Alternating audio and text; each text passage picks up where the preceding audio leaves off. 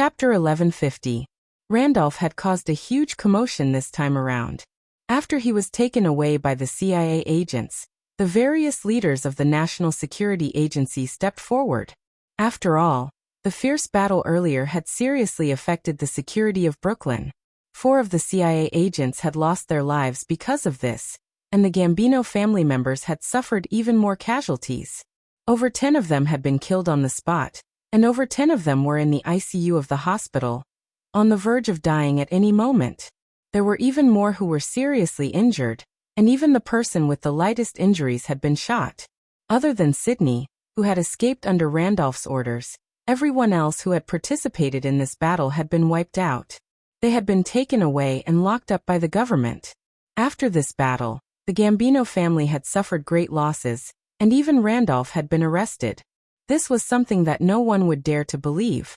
The government had not had the chance to take action against Randolph. Now that they had captured him at the scene of the battle, they had an excuse to lock him up and prepare for sentencing him. However, Randolph was not afraid. He believed that the people he had conquered knew what was more important. "Mr. Randolph, I didn't expect that we would meet again so soon." Douglas from the CIA was the person in charge of Kevin Matthews' case. He was the one who had arranged to go to Vancouver with Randolph to capture Kevin Matthew. Now that something had happened, he was also the one who had rushed to the scene immediately. "I still prefer people to call me Godfather." Randolph smiled at Douglas. With his status, he believed that these people would not dare to do anything to him. Douglas narrowed his eyes and walked up to Randolph. "Sure, Mr. Godfather. I can call you whatever you want, but I have a condition. You have to hand Gugualong over to me. As long as you hand Gugualong over to me, I can even do a handstand for you." Randolph snorted. It was true that the people from the CIA would do anything to get the information they wanted. They were the people with the thickest skin in the world. "However, Mr. Godfather, if you can't hand him over to me, you have to listen to whatever I call you." The moment Douglas said that, his expression changed, and his fist suddenly struck out toward Randolph's lower abdomen like a shooting star. Randolph fell to the ground along with his chair. As the godfather of the Gambino family, Randolph could not remember the last time he was beaten up. Douglas suddenly attacking him was definitely something that he had not expected. In the past, even the top leaders of the CIA had not dared to treat him this way. This punch was aimed at Randolph's dignity, not his body. Randolph didn't feel pain on his skin, but his heart. The godfather of the mafia, the head of the 5 great families in New York, had actually been reduced to the point of being beaten by a person in charge of the CIA. What a great shame. What a great humiliation. "Randolph, listen to me. You know what your people have done this time. The CIA sacrificed 4 agents because of this. We can convict you and bring you to justice." Douglas said angrily. "Also, let me tell you, the National Security Agency has collected enough evidence of your crimes, especially the evidence of you smuggling drugs from Latin America. Do you really think that none of your men would dare to betray you and become our informant?" Randolph stood up without anyone's help and continued to sit in his chair. He needed to calm down. Only by calming down could he think clearly. "Let me tell you, Randolph, the people who join your organization are doing it for money. They want to earn money more easily. As long as I give him a chance to earn more money, there will be plenty of people willing to betray you." Douglas spat. "Who do you think you are? The Godfather, right? Then let me tell you, you are useful, and you are respected by millions of people. You are useless, and I don't even have the time to despise you." Randolph sneered. He knew very well how the American government treated him. The sooner he got rid of them, the sooner he would have peace. But he had always been careful, and Douglas could not arrange for people to capture evidence of his crimes. This was because all the confidential information about his family was done by his own people. It was impossible for them to be bribed. "Douglas, you'll regret this for the rest of your life," Randolph said coldly. "If you don't have the ability to accuse me and sentence me to death, I will sentence your whole family to death. I mean what I say. Do you think you have the right to threaten me?" Douglas said. "I can tell you, Randolph, if you are willing to cooperate with the government, we can spare you the death penalty. If you don't blame me for not caring about our friendship." Randolph raised his head and laughed. Do you think I'm your friend? Humph, you look down on us, Mafia. Who do you think you are? You are just wearing the coat of the American government. Maybe you are not as clean as us. How dare you talk to me? Douglas wanted to hit Randolph again, but he was stopped by the people beside him.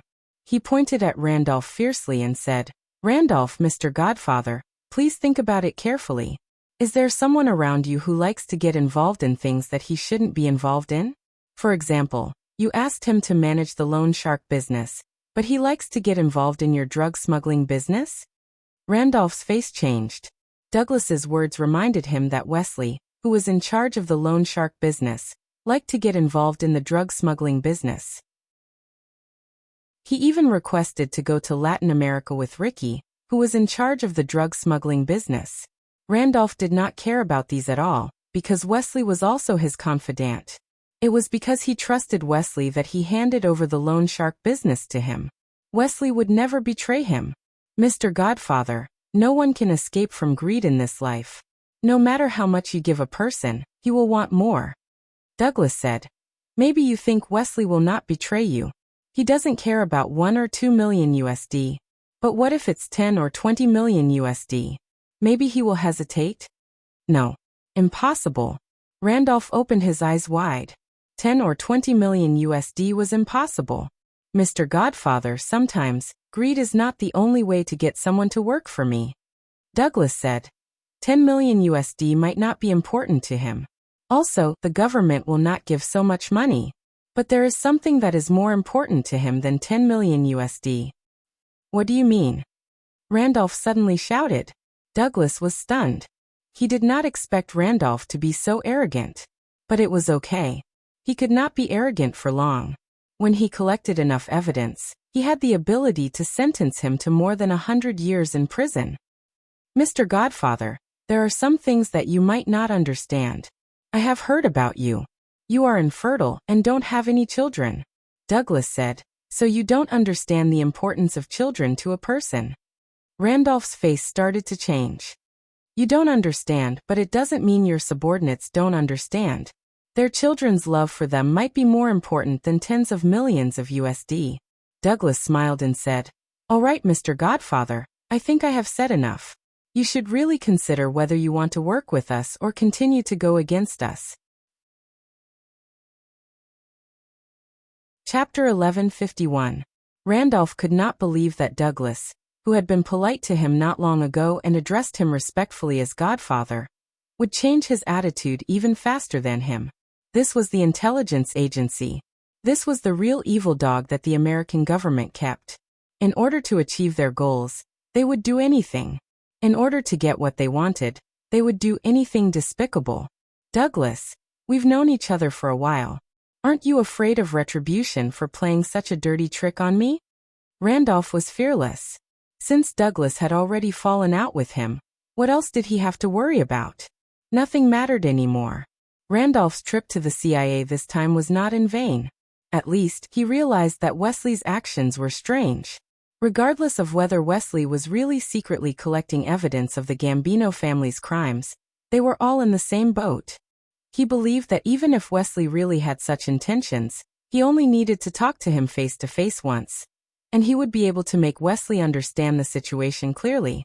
The only person who could give him a future, money, and status was him, Randolph. Not a dog of the CIA of the United States government. Godfather, you said that I'm playing dirty. Are you clean yourself? Douglas was furious when he thought of this. What did we say before? We said it clearly. I'll release Sydney and clear all his criminal records. You'll bring Gugualong back from Vancouver and hand him over to me. Didn't we say that? In his fury, Douglas slammed his palm on the table. And did you keep your promise? Randolph smiled but did not say anything. I kept my promise. I spent a lot of effort, time, and money to release Sydney from prison and clear all his criminal records. Douglas was furious when he thought of this. What about you? You brought Gugualong back to New York and hit him. You actually asked me for $1 billion. Fine. I'll give you $1 billion. But you also want the right to not interfere with the sale of marijuana in Brooklyn. Do you think that's possible? Randolph laughed coldly. Why not? If the government has enough desire, you'll give it to me even if I want more. But you can't give me anything now. Do you believe that I can shoot you to death now? Douglas was furious. Shoot me to death? If you could really do that, you wouldn't have brought me to this godforsaken place, Randolph said. Don't think that I don't know what you're thinking. Douglas raised his eyebrows. It's good that you know. Mr. Godfather, let's not beat around the bush. Where Gugwalong is. Who are you to say that I'll know where Gugwalong is? Randolph. Do you think I'd do anything to you if I didn't have enough evidence? Douglas said. I'm very cautious. You know that. If I'm not 100% sure, I won't go to your villa. I'm sure that Gugwalong is hidden there. 100% sure? Randolph laughed heartily. If you're 100% sure, you would have brought Gugwalong to this place. Why are you still talking to me? Douglas, I know how valuable I am to you right now. Without me, you'll never know where Gugwalong is. Although Randolph didn't know where Gugwalong would go, Douglas and the other members of the CIA and the National Security Agency didn't know that Randolph didn't know about this. They even thought that Randolph arranged it on purpose. After all, Randolph and Su-Yin entered his villa together in a rather harmonious manner. Who is that young man? Douglas took out a gun from his waist and pointed it at Randolph's head. If you are in cahoots with the Chinese, then you are committing treason. Treason will put our country in danger. Even if I shoot you now, it's fine. When Douglas was angry, the others tried to stop him. They were afraid that Douglas would really kill Randolph in his anger. Randolph raised his head and laughed out loud. What do I do? What do you think you can do to me with this little threat? Douglas, I'll give you one more chance. Let me go now. Otherwise, I'll arrange for Gugwalong to leave the country now. Douglas grabbed Randolph's collar and said, Old fox, you bastard. I'm warning you. If Gugwalong leaves the country, I'll take your life. You can try if you want my life, Randolph said. If I die, you won't live long either. If you don't believe me, just wait and see. The only person you can kill is me. The people I want to kill are your whole family. I won't lose anything. Douglas, if you still want to talk about cooperation with me, change your tone. Sit down and talk to me calmly. Douglas finally realized that no matter what happened, Randolph was not someone he could threaten. If he couldn't complete the mission, his future would be bleak. If he became enemies with the Gambino family, his whole family would have to emigrate. This required money and a higher position. Therefore, he had to solve this problem. Godfather, I was wrong. Please give me one more chance. I was forced to do this. There was no one in the room where Randolph was detained. Only Douglas and Randolph were left. Douglas almost burst into tears as he complained to Randolph. What chance can I give you? Douglas, you've already made it so clear that you can't do anything about it. You even asked my men to collect evidence of my crimes. Aha, now you want me to forgive you. I'm still being detained by you. How can I forgive you? Randolph will not fall for this trick. These people from the U.S. government can come up with all kinds of tricks to get what they want. Godfather, as long as you are willing to help me, I swear I can help you with anything. I really can't give you the power to not be interfered with in Brooklyn, but I can promise you that I will try my best not to let anyone disturb you. Douglas said, If there's a problem, I can help you ask the police for the person you're looking for. That's something I can do. Randolph shook his head. You can say these nice words now. You can also deny it in the future. I don't trust you guys anymore. Douglas said seriously. I can show you my sincerity. Godfather, no matter what request you have now, as long as it is within my power, I will definitely help you. What do you think? I only need Gugwalong. I can let bygones be bygones. Godfather, I am really sincere. That's good, Randolph said. Since you are so sincere, arrange for me to meet Wesley. Douglas was stunned. The old fox was indeed an old fox.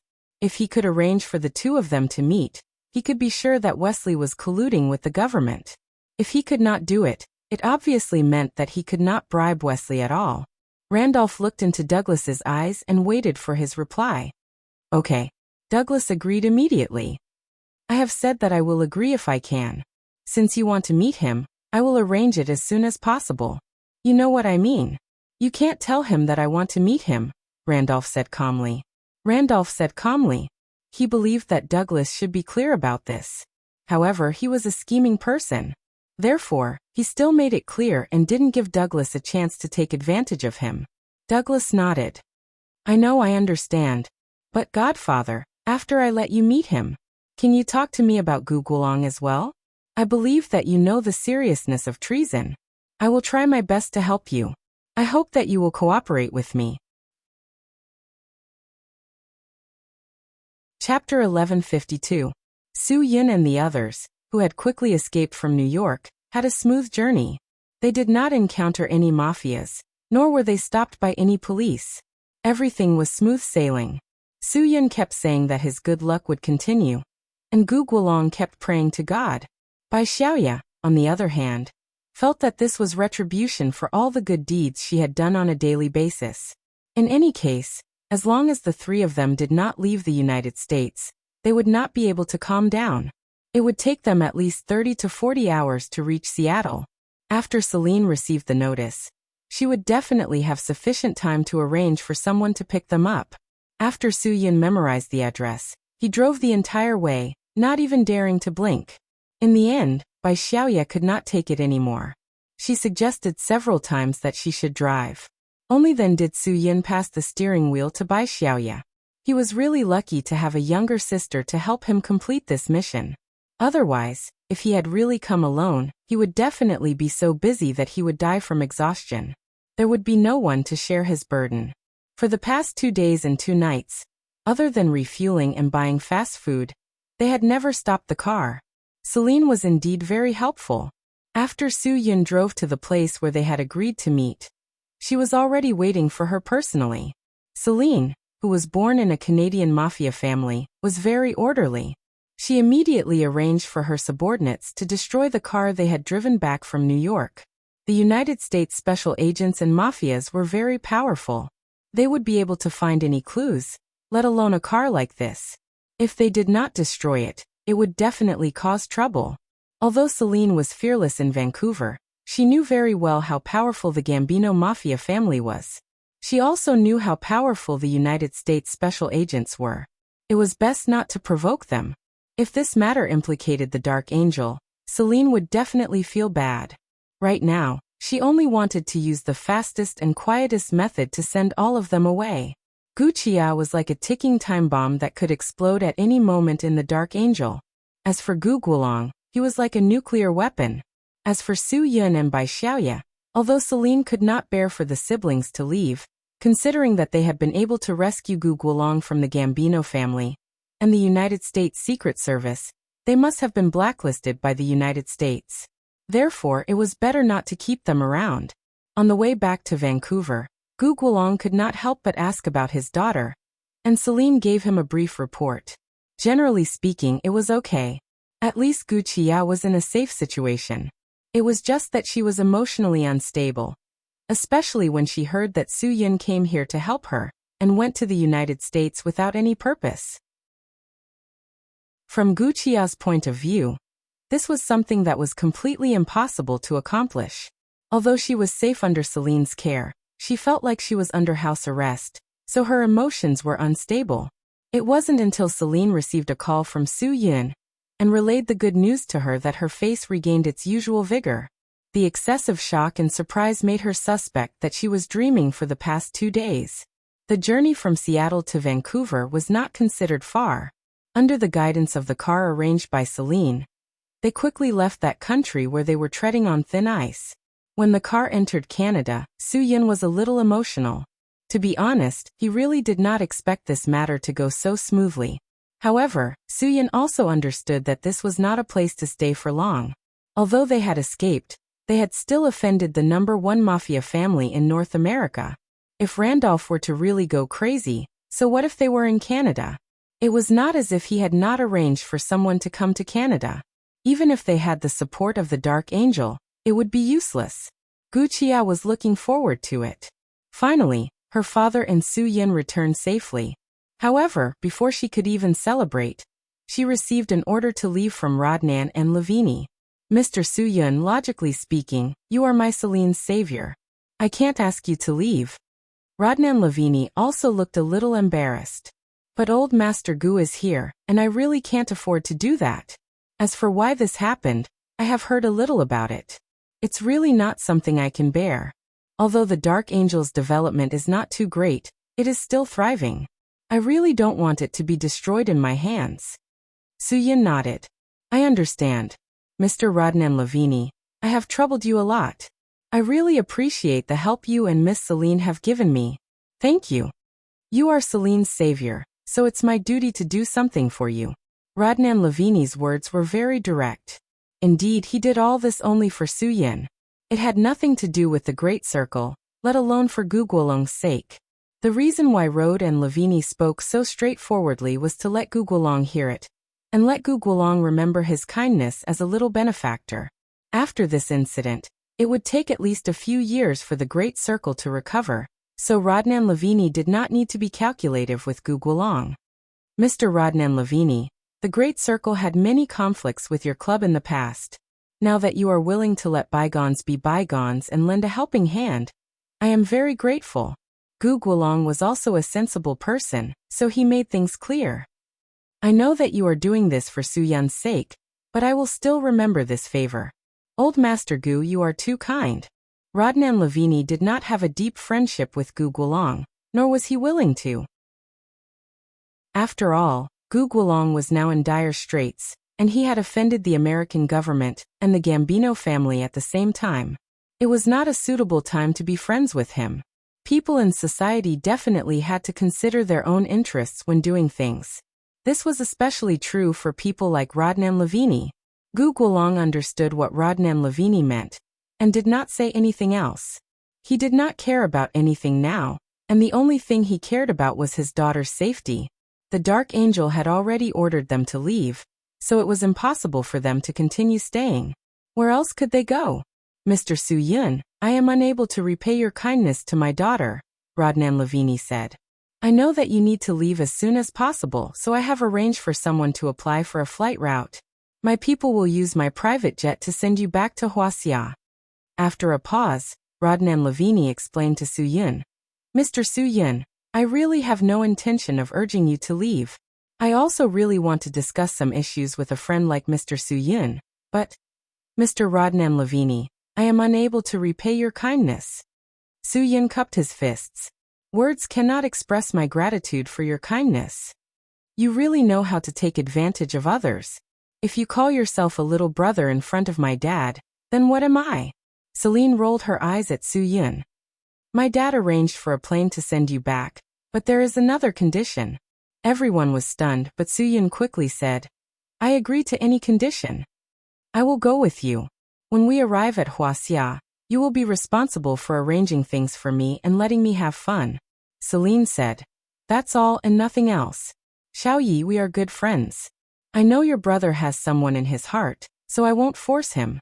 But I really like men from Huaxia. They are so manly. As for you, you will be responsible for introducing me to a handsome man from Huaxia, and I will have a vigorous relationship with him. Rodnan Lavini shook his head helplessly. His daughter was said to be unfaithful, but in fact, she really lacked love. She became like this after being hurt by a bastard. Although he had crippled the bastard's limbs and made him a cripple, it was still difficult to relieve the anger in his heart. Chapter 1153. Rodnan Lavini's private jet was really impressive. It was the Bombardier Aerospace's domestic Challenger 850 business jet. It was the same model as the Mountain, and also had 17 seats. It cost more than 30 million USD, but the prints on the plane were different. The prints were the wings of the Dark Angel.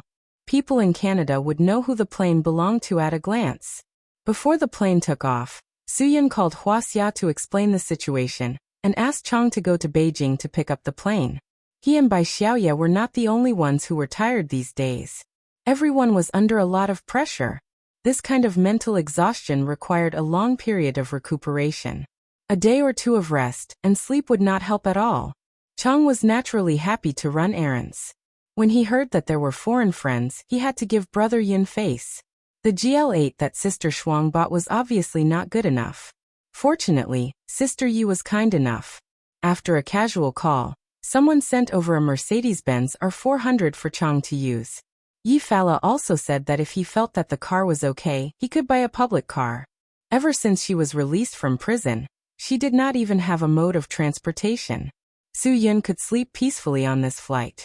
Although Bai Xiaoya was also extremely tired, she was too embarrassed to sleep when Celine asked her all kinds of questions. Gu Qia and Gu Guolong finally reunited. They did not have the chance to talk when they were at Celine's house. Now that they were on the plane, they naturally had endless things to talk about.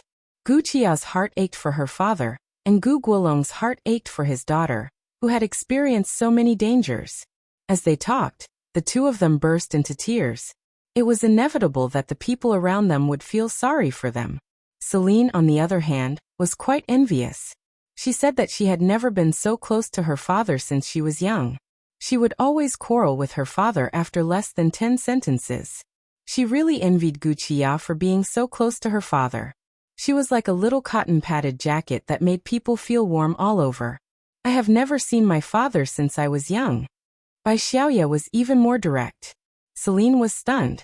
Then what about Su Yun? Didn't you guys? He hasn't seen it either. When Bai Xiaoya talked about this father she had never met, her tone was filled with disdain and disdain. After he was born, his mother passed away, and he was left to be raised by our father's friend.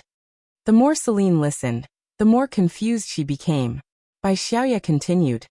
Our father stayed with my mother, and then I was born. It should be that before I was born, the most unreliable lousy in the world disappeared and never returned. At least I've never heard my master. Bai Xiaoya paused. I've never heard my mother mention that I have such a father. Although Su Yun's eyes were closed, he couldn't help but smile when he heard that Bai Xiaoya finally admitted that she had a mother. Kinship was something that was hard to explain. Your relationship is so complicated. Celine did not understand. She shook her head and said, but no matter what, your father loves you. I believe that this will not change, just like my father, no matter how fierce he is to me, no matter how much he scolds me. But in the end he still loves me. Bai Xiaoya shook her head. If you haven't even met your own father, you wouldn't think this way. Celine nodded as if she understood. Then she shook her head. Perhaps she really didn't understand. Huaxia people's understanding of kinship might be different from Westerners. Therefore, it was even more impossible for Celine to understand what Bai Xiaoya was thinking. The plane once again crossed the Pacific Ocean. Before Su Yun could fully recover from his fatigue, he had already arrived at Huaxia. Returning to his country instantly gave him a sense of security. This sense of security was not something that the Dark Angel could give him. This was Huaxia, the territory of the Huaxia people. The moment Su Yun stepped onto this land, he felt confident. Even if the American government's special agents came to find trouble with him, he would make sure that they would not be able to return alive, let alone the Gambino family's mafia.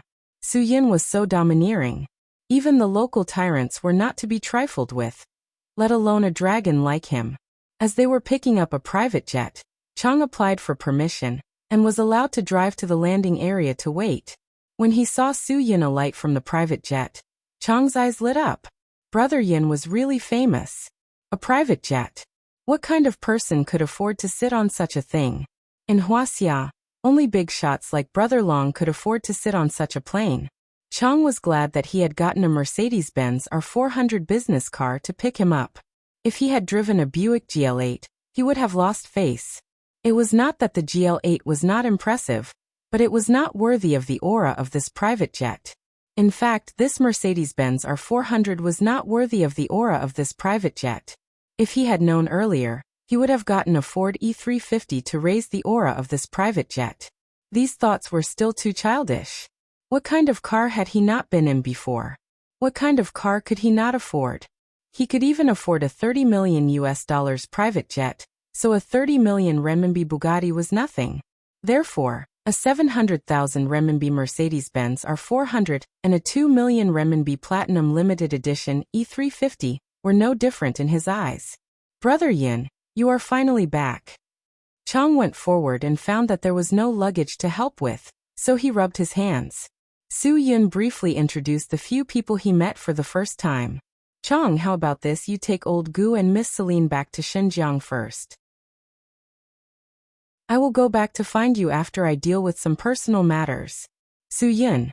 They are all my distinguished guests. You must let Sister Yizi take good care of them. I will leave everything to you. Brother, you can rest assured, Chang said. Gu Guolong and Gu Qia did not have any objections. They needed some time to deal with the current situation, and then make plans for the next step. Su Yun's arrangement was the best thing for them. Celine was a little unhappy. Su Yun and Bai Xiaoye were not here, and she and Gu Qia had nothing in common to talk about. You said you would accompany me to play. Why are you leaving now? Celine pouted unhappily. Although her Chinese was average, she could still speak a few sentences if she spoke slowly. She glanced at Bai Xiaoye and said, I'll stay with you guys too. Is that okay? Bai Xiaoye knew very well what Su Yun wanted to deal with. This was a private matter, and Celine was an outsider. She did not want Celine to see the ambiguous relationship between her and the person closest to her. She had not thought about how to face that person again. Should she call her mother, or continue to call her master? Celine, you should listen to my brother's arrangements, Bai Xiaoye said calmly. He has his reasons for making such arrangements. Celine could only sigh helplessly after hearing Bai Xiaoye's words. All right, let's go to Xinjiang then. Xinjiang was an internationally famous metropolis. She also wanted to see how prosperous this place, known as the economic center of Huaxia, was. Beauty, don't worry.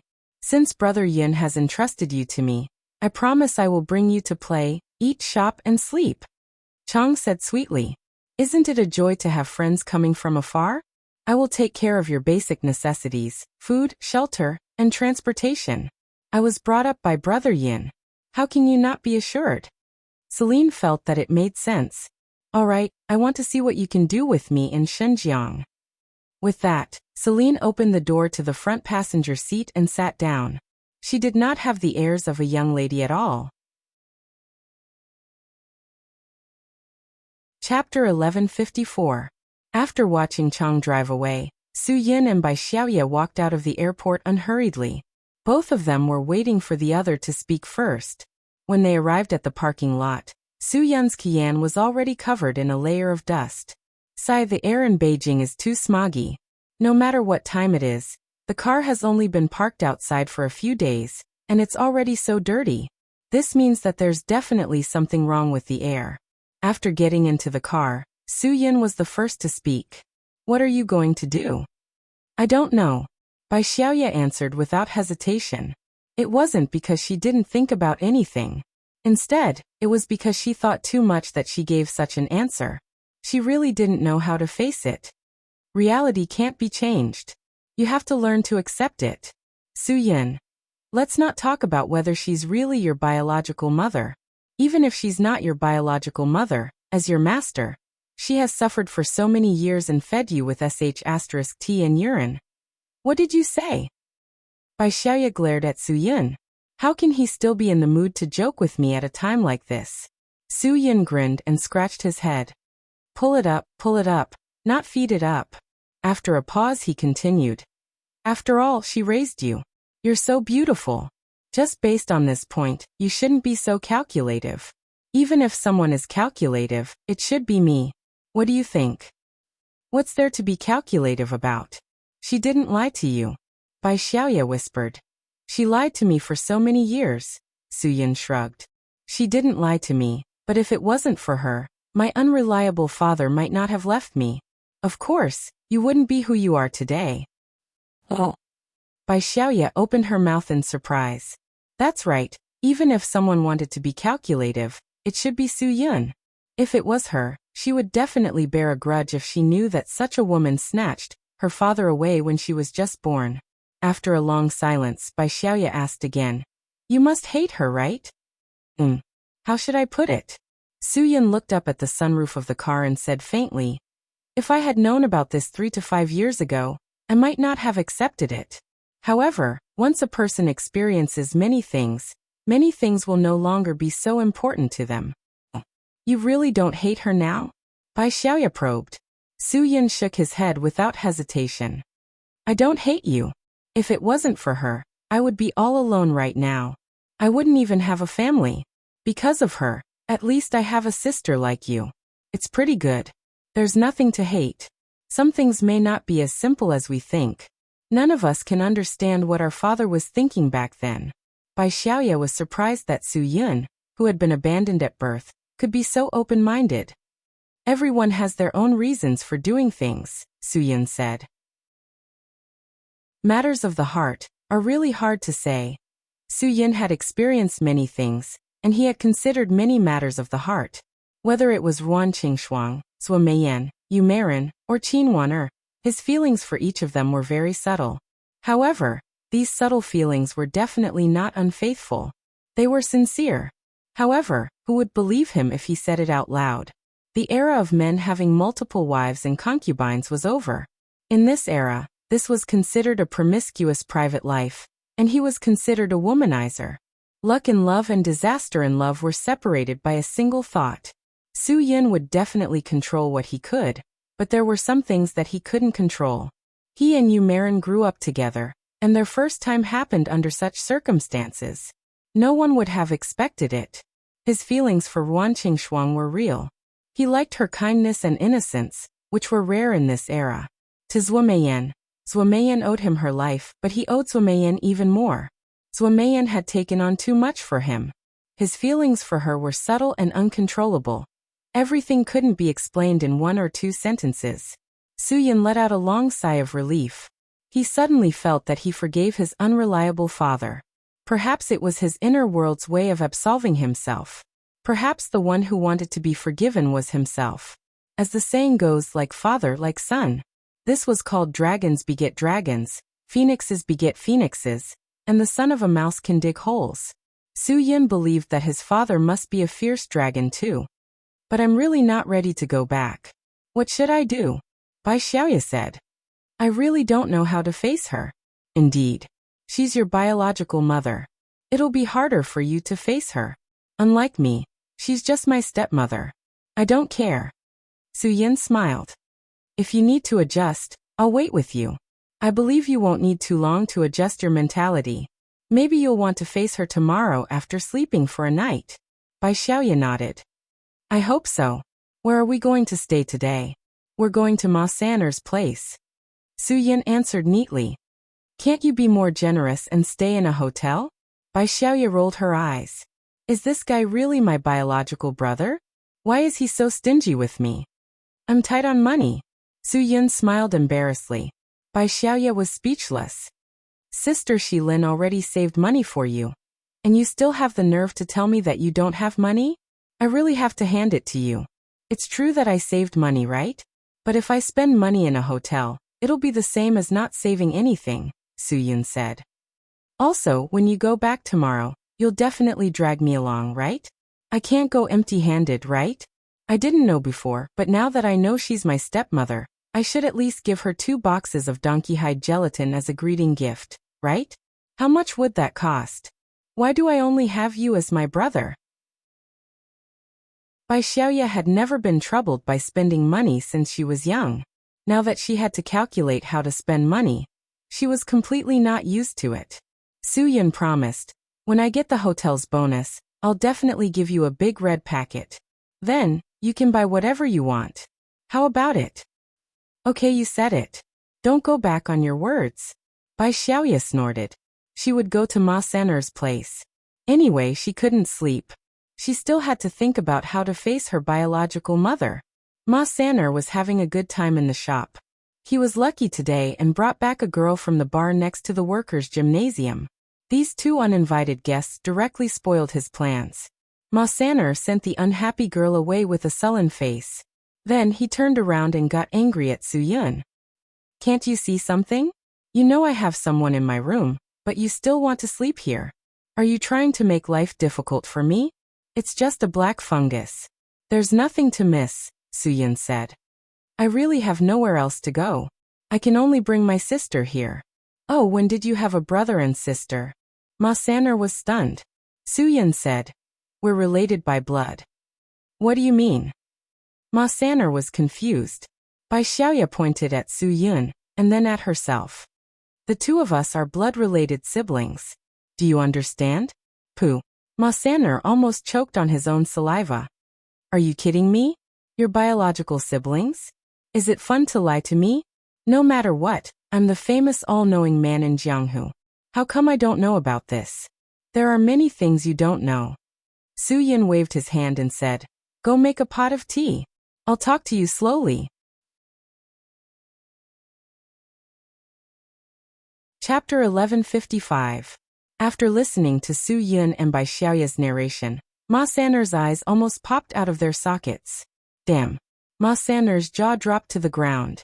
He looked at Su Yun as if he was looking at an alien. Zuolingyue is your stepmother. The head of the three kings. Empress Zuolingyue is your stepmother? Are you two messing with me? Bai Xiaoya put down the teacup in her hand. Is there a need to tease you? We have nothing better to do, so we made up such a story to tease you.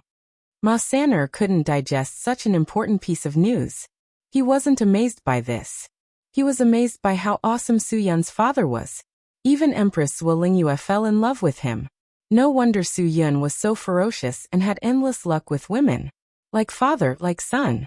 Even his luck with women was inherited. Ma Saner was vexed. No wonder he still didn't have a girlfriend. He probably inherited it from his father, who was single for 40 years before getting married. Oh my God! How am I going to live in the future? God isn't joking with me, right? This thing can't be inherited. Brother Yin, if there's anything I didn't do well in the past, please forgive me. Ma Saner said, Oh my God! I don't know what to say. This news is too explosive, too exciting, too unbelievable. Don't say it as if you can do whatever you want to me just because I don't have a stepmother. Su Yin said, Help the two of us analyze what Xiao Yi should say when she meets her mother. Ma Saner said, Of course, tell her that nothing happened between the two of you. Otherwise, she will be worried to death. What can happen between the two of us? Not to mention that we already know that we are siblings. Even if we didn't know, nothing can happen. Su Yin said, Stop talking nonsense, come up with some serious ideas. Ma Saner's head was shaking like a rattledrum. I only know that you kidnapped the Empress's daughter to America. Even if she's your stepmother, I reckon she won't let you off easily. You're on your own now. I can't help you with this. If it's anything else, you can tell me whatever you want. But I really can't help you with this. Why can't you help us? Bai Xiaoya was very disappointed. Don't you know what kind of person your mother is? She can't even be bothered to pinch a small ant like me in front of her. She can destroy me with a single breath. How can I give advice to the boy who kidnapped her daughter to play? If there's any accident and they investigate, I'll die for nothing. Ma Saner said, Besides, even if I'm not afraid of death, this is your family's business. What can an outsider like me do? His words were reasonable. Brother Yin, the only help I can give you is to provide 2 beds. Ma Saner helplessly shrugged his shoulders. Forget it. I can't be bothered to think too much about it. Bai Xiaoya decided to go all out. At most, I'll just go and see her. I didn't do anything wrong to her, nor did I lie to her. She can't blame me for this. What's there for me to be afraid of? No matter what, she's still your mother. You should at least give her some face, right? Su Yin said, No matter what, she's still a person of status. He had to give face to Zuolingyue. This woman was the only clue that Su Yin had about his unreliable father in his lifetime. Even if Bai Xiaoya fell out with her mother, Su Yin wouldn't fall out with her stepmother. It had been more than 20 years, and there was no need to bring up old scores. Su Yin wasn't afraid of her because she was Zuolingyue. He just wanted to know the last bit of information about his unreliable father from her. This might not be important to Su Yin anymore. However, if that unreliable old thing was still alive, Su Yin would have to go and meet him no matter what. His body, hair, and skin were passed down to his parents. Even if his father was a good-for-nothing, a bastard, and had never raised or educated him, Su Yin was still his child. Old Su could be unrighteous, unreliable, and an irresponsible father, but Su Yin did not want to be an irresponsible son. If old Su was still alive, even if he met him and asked him, Why did you give birth to him? That would be fine. And all of this was obtained from Zuolingyue's mouth. I know. I won't embarrass her too much, Bai Xiaoya said. I'm tired. I'm going upstairs to rest. Go ahead. Su Yun waved his hand. He turned around and pulled Ma Sanner to the side. It's your turn to think of something for me. Since I already know she's my stepmother, if I don't bring something when we meet again, it will be rude of me. What gift do you think I should bring? Ma Sanner touched his chin. Su Yun's words were reasonable. After all, he was a junior. It didn't matter if he didn't know about it before, but now that he knew, it wouldn't be good if he didn't show some manners. No matter what, you should bring something presentable. Su Yun touched his chin. Brain platinum? Golden wine? Donkey hide gelatin? Deep sea cucumber? How much can these lousy things be worth? They are sold all over the supermarket, Ma Sanner said with disdain. If you give these things to me, I might be quite happy. But the person you want to give them to is the rumored #1 person in Huaxia's underground world. Won't you be embarrassing yourself? Su Yun was worried about this. The money he had on him was only enough to buy these things. Ma Sanner touched his chin. No matter how powerful the Empress is, she's still a woman. Women like rare treasures like Thai sapphires, Sri Lankan emeralds, Burmese jade, African tanzanite, Brazilian crystal, and so on. You can just make a crown out of them and give it to her. It will symbolize her supreme status as the Empress. And I guarantee that she will appreciate you very much. Can't you fart with some flavor? Which one of these things can I get? Give me the money to buy it. Su Yun said. You still want to make a crown? I don't even have the materials. Even if I have the materials, it will take at least a month to make a crown. Bai Xiaoya is going tomorrow. How can I delay her meeting her mother for a month? It wasn't a big deal at first, but now it's a big deal. Then I have no choice, Ma Sanner said. Su Yun sized up Ma Sanner and said, You know that my stepmother likes to collect things. She asked Bai Xiaoya to donate all of her antiques to the National Museum in my name. Do you have anything from before? I can take it on credit and return it to you when I have the money. On credit? Can you return it? Ma Sanner said. She even dared to donate the jade dress. Do you think she'll like anything in my shop? If there is, you can even give my shop to her. I'm just afraid that she won't like it. Are you completely useless? Su Yun sighed helplessly. Ma Sanner rolled his eyes at Su Yun. Is this the attitude you use when you're begging me to do something? How can you say that? Forget it. I think you should stop thinking about it. It's useless to think too much. Don't think too much about it. She won't like anything you give her. Why don't you just give her 2 boxes of donkey hide gelatin to nourish her skin? That was all he could do. Honestly speaking, Zwilling Yu's skin was still like that of an 18 or 19-year-old girl. She probably didn't even need to nourish her skin. She might even use something better. The donkey hide gelatin sold in the supermarket definitely had some additives. She probably wouldn't like it either.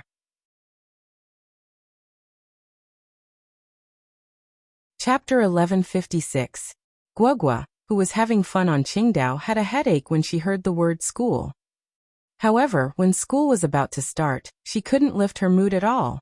Qingdao was fun, and Ruan Qingshuang and Chou Yun were always by her side.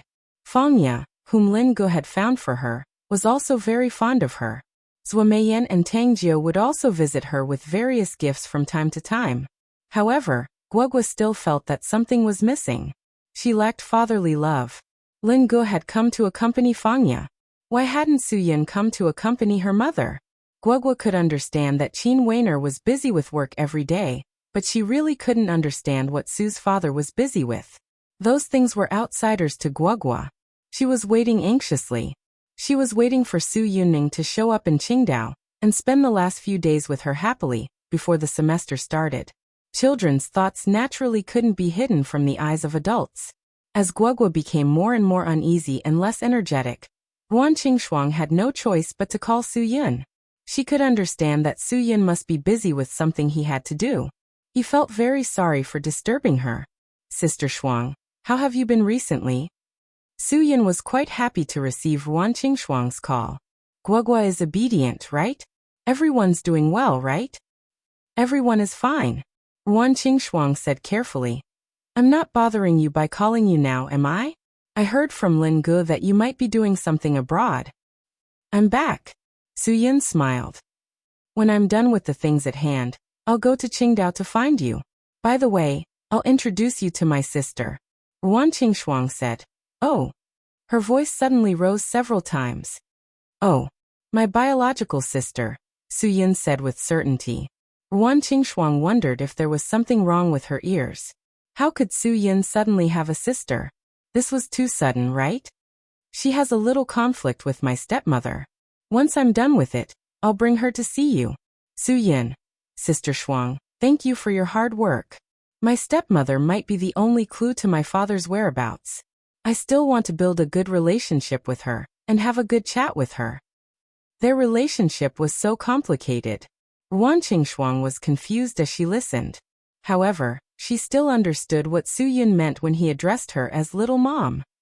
Su Yin and his biological sister were not born from the same mother. It's okay. You take care of your business. We don't have anything to do here, Ruan Qingshuang said. Sister Shuang, I know your character. You've always been afraid of disturbing me, so you don't take the initiative to call me. Su Yin. If you call, there must be something. It's Guogua. School is about to start. If you have time, come over and accompany her for a day.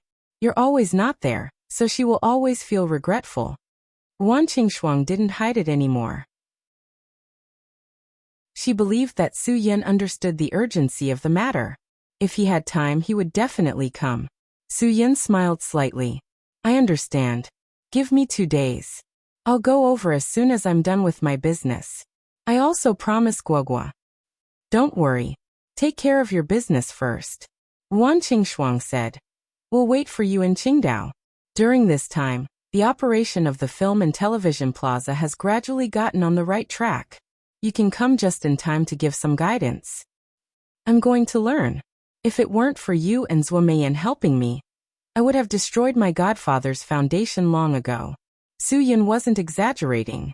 If it weren't for Zhuo Meiyan, Sky Entertainment would have fallen long ago. If it weren't for Ruan Qingshuang standing up at the critical moment, the film and television plaza wouldn't have operated so smoothly. After all, Zhuo Meiyan's energy was limited. It wasn't an exaggeration to say that Sky Entertainment wasn't destroyed by Su Yin and became the largest film and television group in Huaxia. It was all thanks to them. Ruan Qingshuang didn't continue to listen to Su Yin's nonsense. Then we'll wait for you in Qingdao. After hanging up Ruan Qingshuang's call, Su Yin was in a good mood. Whether the person he was going to meet tomorrow was the most powerful person in Huaxia or not, he wasn't afraid. He didn't believe that a woman who could give birth to his father's child would be willing to destroy his father's son. Bai Xiaoya was a girl. It didn't matter if she didn't take the surname of Old Su. If Old Su wanted to have a successor in the future, it would depend on Su Yin. Just based on this point, Zhuo Lingyue probably wouldn't be willing to lay her hands on Su Yin. This was the so-called. Even if Zhuo Lingyue wasn't willing to kill Su Yin, his sister wouldn't be willing. The power of blood relations was beyond the imagination of ordinary people. It was a quiet night. The next morning, Ma San'er brought breakfast and specially went to a tea shop in Taiwan to buy honeyed roast pork buns. The roast pork buns were as big as garlic, and 3 of them cost 24 yuan. Normally, Ma San'er wouldn't be willing to eat them, so he bought 7 steamers in one go. That was a total of 21 buns. Su Yin, who lived in his shop, didn't care. His brother wouldn't let his stepmother destroy him just because he didn't take good care of him. But that person was different. She was Zhuo Lingyue's daughter. Ma San'er didn't know about it before, but now that he knew, he had to take good care of her. Su Yin thought that Bai Xiaoya had enough time to think things through, but even after breakfast, Bai Xiaoya was still hesitant and unable to make up her mind. Of the 7 steamers of roast pork buns, Bai Xiaoya only ate 1 steamer. Su Yin didn't leave a single one. Ma San'er really wanted to strangle him. Didn't he know that he didn't eat either? This thing is delicious, Su Yin said. There's a hint of sweetness in the fragrance. Not bad. 8 yuan for one, Ma San'er said angrily. Seeing that Bai Xiaoya didn't have any intention of leaving, Su Yin decided to go to the Dragon Brigade first and report his matter to Wan Guangxiao and Wang Yi. Although this was his personal matter, the Dragon Brigade had given him an identity, So he had to report this matter to the organization. Even if he wasn't bound by the complicated rules of the army, Su-yin still had to abide by the most basic rules. I'll go back to the army first. You can think about it carefully, Su-yin said. No matter what, she's your mother. Don't worry. It won't be too late to go after you think it through. Bai Xiaoya nodded. She still couldn't muster up the courage. She still needed some time. Just as Su-yin was about to leave, Ma San'er pulled him back. Brother, where are you going? Are you leaving now? You're going to leave her here alone? I can't eat you, Bai Xiaoya said helplessly. You look at me like a mouse that saw a cat. Ma San'er also felt wronged. He sobbed bitterly and said, Big sister. Go away. Who's your big sister? Bai Xiaoya glared at him. Big sister, okay? I'm not afraid of you. I'm afraid of your mother. Ma San'er said. I don't care. I'm just afraid. If your mother comes back right after Brother Yin leaves, it'll be hard to say who kidnapped you. Big sister, I'm just a small ant. Can you give me a way out? Look at how useless you are. Bai Xiaoya shook her head. Su-yin patted Ma San'er's shoulder. This won't implicate you. You just have to take good care of her. Don't bring any random woman back to date. Ma San'er knew that he couldn't avoid this, so he could only obey obediently. Chapter 1157. When Su-yin returned to the Dragon Brigade, Wang Guangxiao was already waiting for him in Wang Yi's office. In addition to the two of them, there was also Du Wen, who had been working as a secretary for Wang Yi since he was injured. When Du Wen saw Su-yin, he gave him a thumbs up in admiration. You're good, kid. You dare to do anything. Aren't you afraid that the chief and your teacher will directly disable you so that you don't cause trouble for them? Brother Du, my teacher has taught me to have a sense of responsibility since I was young. I have to take responsibility for the trouble I caused. Su-yin smiled. Don't you think so? Don't talk nonsense. Wang Yi pointed at the chair next to him. Sit down and tell the chief what happened. Wang Guangxiao put down the cup in his hand. Su-yin, I know that you brought Matthew back to Huaxia under the eyes of the Americans. Some people will definitely be implicated. But the people who brought you back are from a gang in Canada. They are involved in the arms smuggling business. Even if they get into trouble because of this, then, Chief, you may think that they deserve it, but I don't think so. Without their help, I don't know if Matthew can come back to serve the country. I don't even know if I can survive until now. Su-yin. Although that ship is an arms smuggling ship, they saved me. Now that everyone on the ship is dead, if I still do nothing, I'm really not a good person. Wang Yi motioned for Du Wen to pour a cup of water for Su-yin. Du Wen immediately brought the cup to Su-yin. Thank you, Su-yin said politely. Drink some water and speak slowly. Du Wen said. In the future, if there's anything, report it to the chief more. After all, the chief is experienced and can give you critical advice. You don't have to, Du Wen. Ever since your leg was injured, your mouth has really improved. Wang Guangxiao smiled. Du Wen was a talent, but it was a pity that he would never be able to stand on the battlefield again due to his injuries. Du Wen smiled and scratched his head. When God closes a window for me, he will definitely open another door for me. Su-yin finished the water in the cup in one gulp. It's not that I didn't want to report it to the chief. When I first came into contact with the munitions ships, the organization hadn't approved my return yet. I don't have a place to say it even if I wanted to. Then I'll give you a chance now. Tell us all the things you haven't told us, mainly this time. Wang Yi was still quite serious. Su-yin organized his words and began to report from the beginning to the end. Du Wen kept handing Su-yin cups of water, which made Su-yin run to the toilet twice. The detailed report continued until lunch. During lunch, the two leaders didn't idle around. They listened to Su-yin the whole time. So much so that the group of brothers in the Dragon Fury team thought that something big had happened again. Qianfeng began to make wild guesses. He said that their boss might have done something shocking again, and might be fired again. Han Zhan directly slapped Qianfeng's head. Can't you hope for something better? It wasn't until 3 o'clock in the afternoon that Su-yin explained the cause and effect of the incident in detail. Wang Guangxiao and Wang Yi's jaws almost dropped. The fate between Su Yin and Matthew was really incredible. Matthew was actually a friend of Su Yun's adopted son in Xinjiang. It sounded really amazing. After digesting all of this, Wang Guangxiao finally said, "In that case, you've easily achieved your goal on this trip to New York. It was so easy that even I can't believe it. Su Yun, it's good to make more friends when you're outside. If it wasn't for Rode and Lavini's help, I'm afraid it wouldn't have been so smooth."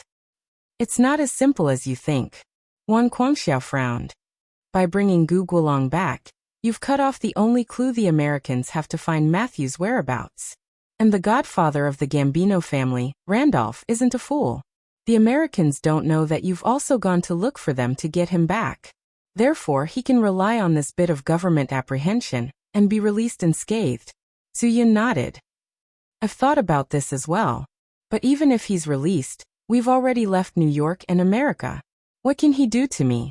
Don't worry, he won't look for trouble with the Dark Angels. The people Rode and Lavini arranged for are very careful. They won't leave behind any traces. Perhaps the Dark Angels won't be implicated. Even if they are, I can't let you participate in the fight between the two major underground organizations in North America. This isn't something you should be interfering in." Wang Guangxiao said, "Su Yun, do you know why the Gambino family, which had been in decline, was able to rise to prominence again?" Su Yun was stunned. He knew what Wang Guangxiao was trying to say. "It's because the Gambino family has Randolph." Wang Guangxiao continued, "Randolph's means are well known in the world for being despicable and vicious. No matter who it is, as long as they offend him or take advantage of the Gambino family, he'll make sure that they don't even have the chance to regret it. It's because of his despicableness and viciousness that he doesn't show any mercy. He'll definitely not let off anyone who has offended him. Can he still look for trouble with me now?" Su Yin asked. Wang Guangxiao nodded. "He'll probably hunt you down to the ends of the earth and won't let you off. F***ck. Is his zodiac sign a tortoise? He won't let go once he bites?" Su Yin frowned. No matter who it was, no one would be able to remain indifferent. The ones who had their eyes on him were not just some hooligans on the streets, but the biggest mafia family in New York. Wang Guangxiao snorted. "A tortoise will let go when he hears a donkey's braying. Randolph will probably not let go even if he hears a dragon's roar. That means I'll be in trouble soon." Su Yin asked. "I'm afraid it'll be soon." Wang Guangxiao said. "Randolph is very capable. The U.S. government probably won't even be able to lock him up for 24 hours before they release him. Once he's released, the only thing he'll want to do is look for you. He'll be able to take revenge and find Gu Guolong through you. Then he'll be able to get $1 billion or so from the U.S. government. Do you think Randolph will let go of something that can give him both benefits and revenge?" Su Yin shook his head like a rattledrum. "No. Randolph was a vengeful person. Even an open-minded person would not be able to resist the temptation of benefits." Su Yin finally understood that he could not rely on luck. Randolph would definitely find trouble with him. Randolph knew that Su Yin was a martial arts expert. That's why he would not let him go even if he had to hire a martial arts expert to help him. Su Yin smiled bitterly. He felt a sense of crisis after hearing Wang Guangxiao's words. "Then I'll stay in Huaxia and see what Randolph can do to provoke me in our country." Su Yin was confident. "Don't you think so?" Wang Guangxiao took a deep breath and said, "No one will wipe your ass for you when you're in trouble. You'll have to figure it out yourself." "Chief, you're too mean." Su Yin grinned. He did not want to ask Wang Guangxiao for help. Suddenly, Su Yin changed the topic. "Chief Yuan's Wolingyue. We're just friends. We're not that close." Wang Guangxiao seemed to be prepared for Su Yin's question. He answered without hesitation. Su Yin waved his hand.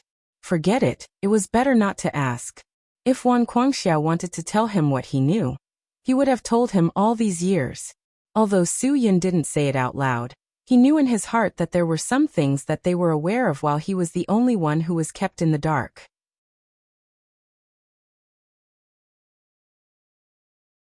Chapter 1158. Alright, whatever I ask you, you won't answer me. I'll go back first. Su Yin smiled. Chief, There are some things that I might have done without consideration. If you're afraid of bringing bad influence to the Dragon Brigade, I'll accept any punishment. Even if you. That's enough, you brat. Stop talking nonsense. Wang Guangxiao glanced at Su Yin. The competition is about to start. I've re-enlisted you. The competition just ended a few days ago. If I were to fire you now, what would people think of me? Su Yin hurriedly stood up and laughed. No. Chief, that's not what I meant.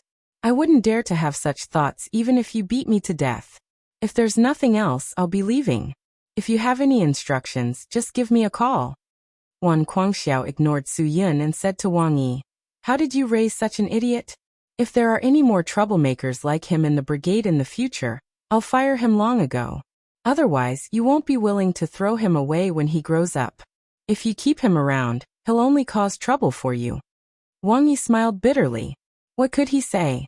If Su Yin wasn't brought here by Zhang Jianji, and was that man's son, they wouldn't have even accepted him. But then again, this brat was that man's son after all. They couldn't just leave him be. Since the old ancestor said that like father, like son, then Su Yin, this brat, would definitely not be too far off. Looking at him now, he was outstanding in all aspects. It was just that sometimes he couldn't use his rationality to control his emotions. But then again, if Su Yin was a rational person who could completely control himself, Wang Guangxiao would definitely have taken him in and nurtured him into the next him. Wouldn't that be better? He was so rational that sometimes people felt that he was inhumane. Back then, when Su Yin was released, many people pleaded for mercy, including Wang Yi himself. He really couldn't bear to let Su Yin go. Even though Su Yin was already an adult at that time, and had the ability to take care of himself, Wang Yi still couldn't do it. In the end, he couldn't win against Wang Guangxiao's inhumanity, and sent Su Yin away. Su Yin was not a person like Wang Guangxiao, so he was not destined to be like Wang Guangxiao, a person whose rationality could overwhelm everything. Wang Guangxiao was able to fire Su Yin for a mistake he made when he lost control of himself. Based on this alone, it was clear that he was very suitable to be the head commander of the Dragon Brigade. However, Su Yin was different. If Su Yin's rationality could control everything, he wouldn't have disregarded orders and killed that damn traitor. Then he wouldn't have been forced to leave the Dragon Brigade. Of course, everything that happened in the past year wouldn't have happened. I feel that he's getting more and more curious. Wang Yi slowly opened his mouth after Su Yin left. How could Wang Guangxiao not notice that Su Yin was not only getting more and more curious, but also wanted to ask him several times? For example, just now, although Su Yin asked him about his relationship with Zhuo Lingyue, he actually wanted to indirectly ask about his father. If Wang Guangxiao said that he was very familiar with Zhuo Lingyue, Su Yin would definitely ask him if he knew about Zhuo Lingyue and his father. As long as Su Yin asked, Wang Guangxiao wouldn't be able to answer. Sigh, let's try to avoid this topic in the future. Wang Guangxiao helplessly shook his head and said, Old Wang, you're one of the closest people to this stinking brat. If he wants to do something stupid, he will definitely tell you. At that time you have to control him for me. Wang Yi nodded with a frown. He was very clear about this brat's temperament. He was afraid that it wouldn't be easy to control him. He already knows that Zhuo Lingyue and his father have a child. He will definitely ask Zhuo Lingyue about it. We can't control him at all. Wang Guangxiao nodded. We can't control him. Not only can we not control Su Yin, but we also can't control Zhuo Lingyue. However, I feel that it won't be easy for Su Yin to ask Zhuo Lingyue this question. Moreover, even if he asks, Zhuo Lingyue probably won't answer him. You mean, Zhuo Lingyue will escape? Wang Yi was startled. Of course. Wang Guangxiao said, Zhuo Lingyue will definitely escape from this topic. I'm afraid that she is the one who doesn't want to talk about that man the most. After all, she still has to face her daughter. Because of that man, she deceived her only daughter. If you were Zhuo Lingyue, would you be willing to talk about that man? Wang Yi stroked the stubble on his chin. This might not necessarily be the case. However, he didn't say this because Wang Guangxiao was a rational person. Therefore, he must have his reasons for thinking about this problem. However, no matter how much they said, these were all their speculations. As for what would happen, they could only resign themselves to fate. Perhaps Zhuo Lingyue would really tell him everything. Or perhaps, Suyin wouldn't be able to ask Zhuo Lingyue after meeting her. These were all things for the future. No matter how much they worried, there was no meaning to it. Forget it, forget it. It's getting late. I should go back. My wife is still waiting for me to have dinner at home. Wang Guangxiao stood up and said, "You bachelors are still the best. You can eat your fill and the whole family won't be hungry." Du Wen said sourly, "Chief, can you not show off your affection in front of us bachelors? Alas, who can understand the hearts of bachelors like us? By the way, Du Wen, what's the matter with you?" Wang Guangxiao suddenly thought of a question. "Your Aunt Wan told me that she wants to introduce a girl to you. When I asked you last time, you said that you weren't ready for it. I was so busy during this period that I forgot about it. Are you going to meet her or not?" When Du Wen heard this, he was embarrassed. It was all his fault for mentioning it. Wang Guangxiao shook his head discontentedly. "Don't learn from Wang Yi. He's a stubborn old man. No matter what, he doesn't want a wife. Now he's regretting it in his heart. Why are you talking about me? I'm ready to sacrifice my life for the country. Didn't I tell you that my wife is from the army?" Wang Yi said. However, he didn't want Du Wen to be like this. "Wen, you shouldn't be like this. You're doing a civilian job now. No matter what happens, you don't have to go to the battlefield. You should get a wife, have a kid, and let me train him. I'm sure I can train a tough man like you." It wasn't an exaggeration to say that Du Wen was a tough man. In order to protect his teammates, this guy was injured on the battlefield. At the last moment, his leg was blown off from the knee. However, he could still clamp the broken leg with his arm and crawl back to gather with the others. Wang Yi didn't want to mention this matter. Whenever he mentioned it, he would feel pain in his heart. If Du Wen hadn't been injured so badly back then, who knows what would have happened to him now? None of the warriors from the Dragon Fury team were cowards. Du Wen smiled awkwardly. "Chief, I know you mean well. However, you all know my situation. My leg, hee, which girl would like me? The ratio of men to women is very low now. It's already good enough for a normal person to find a wife. I'm just a cripple. Whoever dares to call you a cripple, I'll be the first to cripple him." Wang Guangxiao was anxious. It was because of this cripple, Du Wen, that the mission could turn around at the most crucial moment. If it wasn't for Du Wen, the Dragon Brigade might have lost a lot of elite warriors. Who dared to call him a cripple? If anyone dared to say that, Wang Guangxiao would really cripple him. Wang Yi also said very seriously, "Wen, let me tell you this. If she doesn't like your girl because of your injuries, then she's not worthy of you. If she doesn't care about your injuries, then she's definitely a girl that you'll cherish for the rest of your life." TSK, even an old bachelor knows about love? Haha. Wang Guangxiao joked. Then he turned to Du Wen again and said, "I'll make the decision for you. Let's meet tomorrow afternoon. I'll go back and arrange a place with the girl. You have to go tomorrow afternoon." "I have a lot of things to do tomorrow." Du Wen panicked. It wasn't that he didn't want to go, but he couldn't muster up the courage.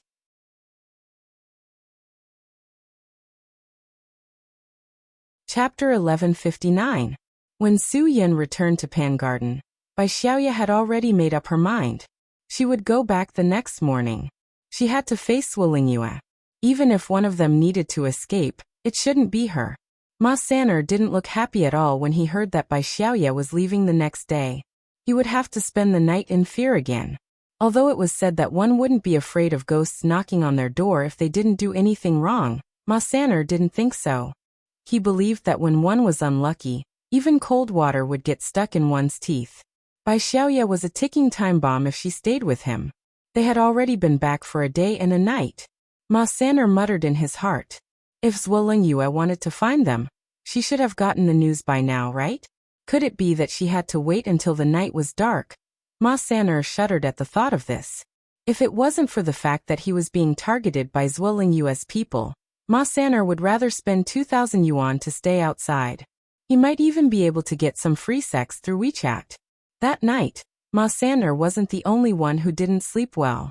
Bai Xiaoya didn't sleep well either. Only the simple-minded Su Yin slept soundly. Sleep was the most effective way to recover spiritual power and physical strength. Those who had insomnia definitely hadn't been sleepy before. If the pain of being beaten and the hunger was unbearable, then the feeling of being trapped was definitely the feeling of not being able to live or die.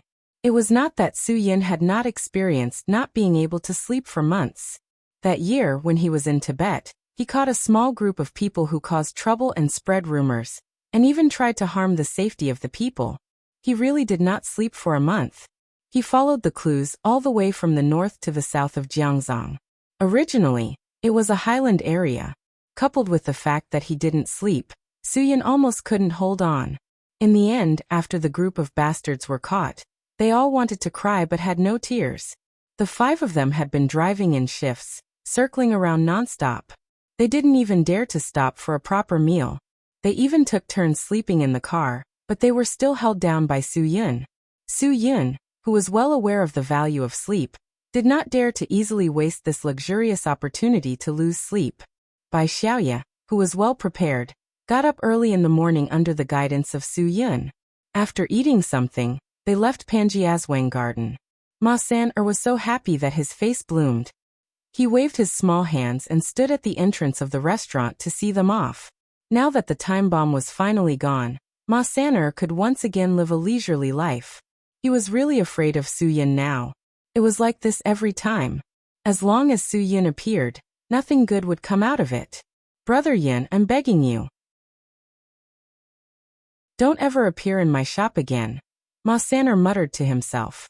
Su Yin didn't know if it was a coincidence or if he really heard it. Anyway, he rolled down the car window and said to Ma San-er, I will definitely come back. F***CK. Why are you stealing Grey Wolf's lines?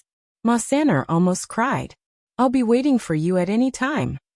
The car sped toward Tianjin. Bai Xiaoya was nervous and wanted to regret it several times. Unfortunately, the steering wheel was not in her hands.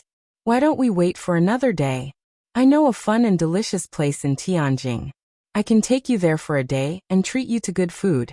It won't be too late for us to go tomorrow. Bai Xiaoya finally couldn't hold back and asked tentatively. Su Yin rolled his eyes at her. Do you have money? Your pockets are empty.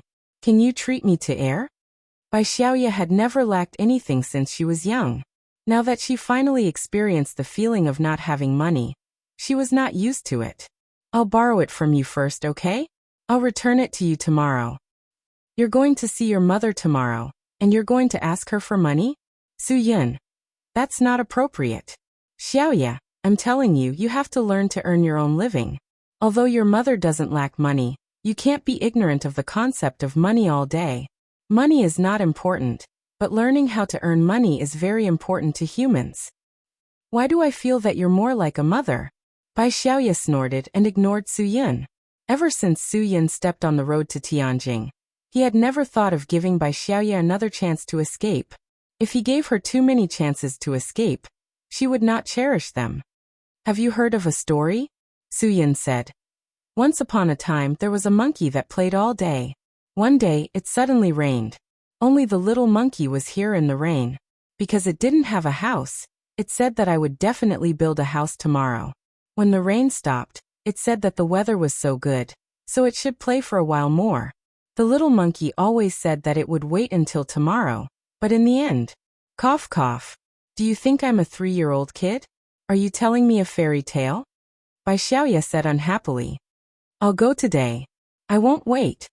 It was not good to keep dragging it out. Finally, the car arrived at the destination. Bai Xiaoya did not even have the courage to get out of the car.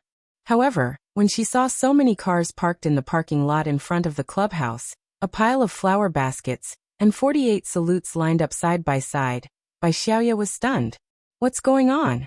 Are they going to celebrate my return? Something's not right. Why are there so many men? Su Yin did not understand either. He simply parked the car in front of the crowd and quickly got out to ask about the situation. Immediately, a young man in a suit hurried over. Hello, boss. Please park the car over there. Before Su Yin could speak, the young man pointed at a large mahogany table at the entrance. Park the car and pay the bill over there. What do you mean? Su Yin was stunned. Pay the bill. You are not here to congratulate our boss Zhou? The young man frowned, and his expression became a little unfriendly. Today is the grand opening of our boss Zhou's clubhouse.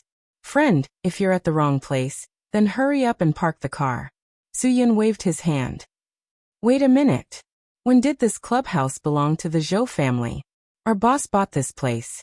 Of course, it belongs to the Zhou family. The young man raised his voice. Move the car first. Where's your boss? Su-Yun did not have the mood to park the car again. Zhuo Lingyue was too fast. How could she sell such a big clubhouse just like that? Realizing that something was wrong, Bai Xiaoya got out of the car and walked forward. She happened to hear the conversation between Su-Yun and the young man in the suit. Seeing that Su-Yun ignored him again and again, the young man in the suit was obviously unhappy. I told you to move the car first. Didn't you hear me? Today is our boss's big day. Don't make things difficult for him. Threat. The threat in his tone made Su-Yun feel very unhappy. I'm asking where your boss is. Su-Yun's face also turned cold. Ask him to come out and see me. Who do you think you are? The young man was furious on the spot. He reached out to grab Su-Yun's collar. He wanted to drag this guy to a corner and give him a good beating. He wanted to let him know that it was not his turn to behave atrociously in Boss Zhou's territory. Su-Yun moved his feet and dodged, causing the young man to miss. At this time, Su-Yun's mood was also irritated. Fight. Think about what you're worth first. I've already given you a chance. Don't provoke me again. Ask your boss to come out. The young man in the suit did not catch him and became angry. He roared and pounced on Su-Yun again. Call your sister. Su-Yun did not even have a chance to make a move. Bai Xiaoya kicked him violently. The young man in the suit bent his body and flew more than 10 meters away. He crushed the accounting table at the door. With a loud bang, the scene at the door finally attracted more and more attention. Bai Xiaoya casually said, I'm his sister. Why are you calling me?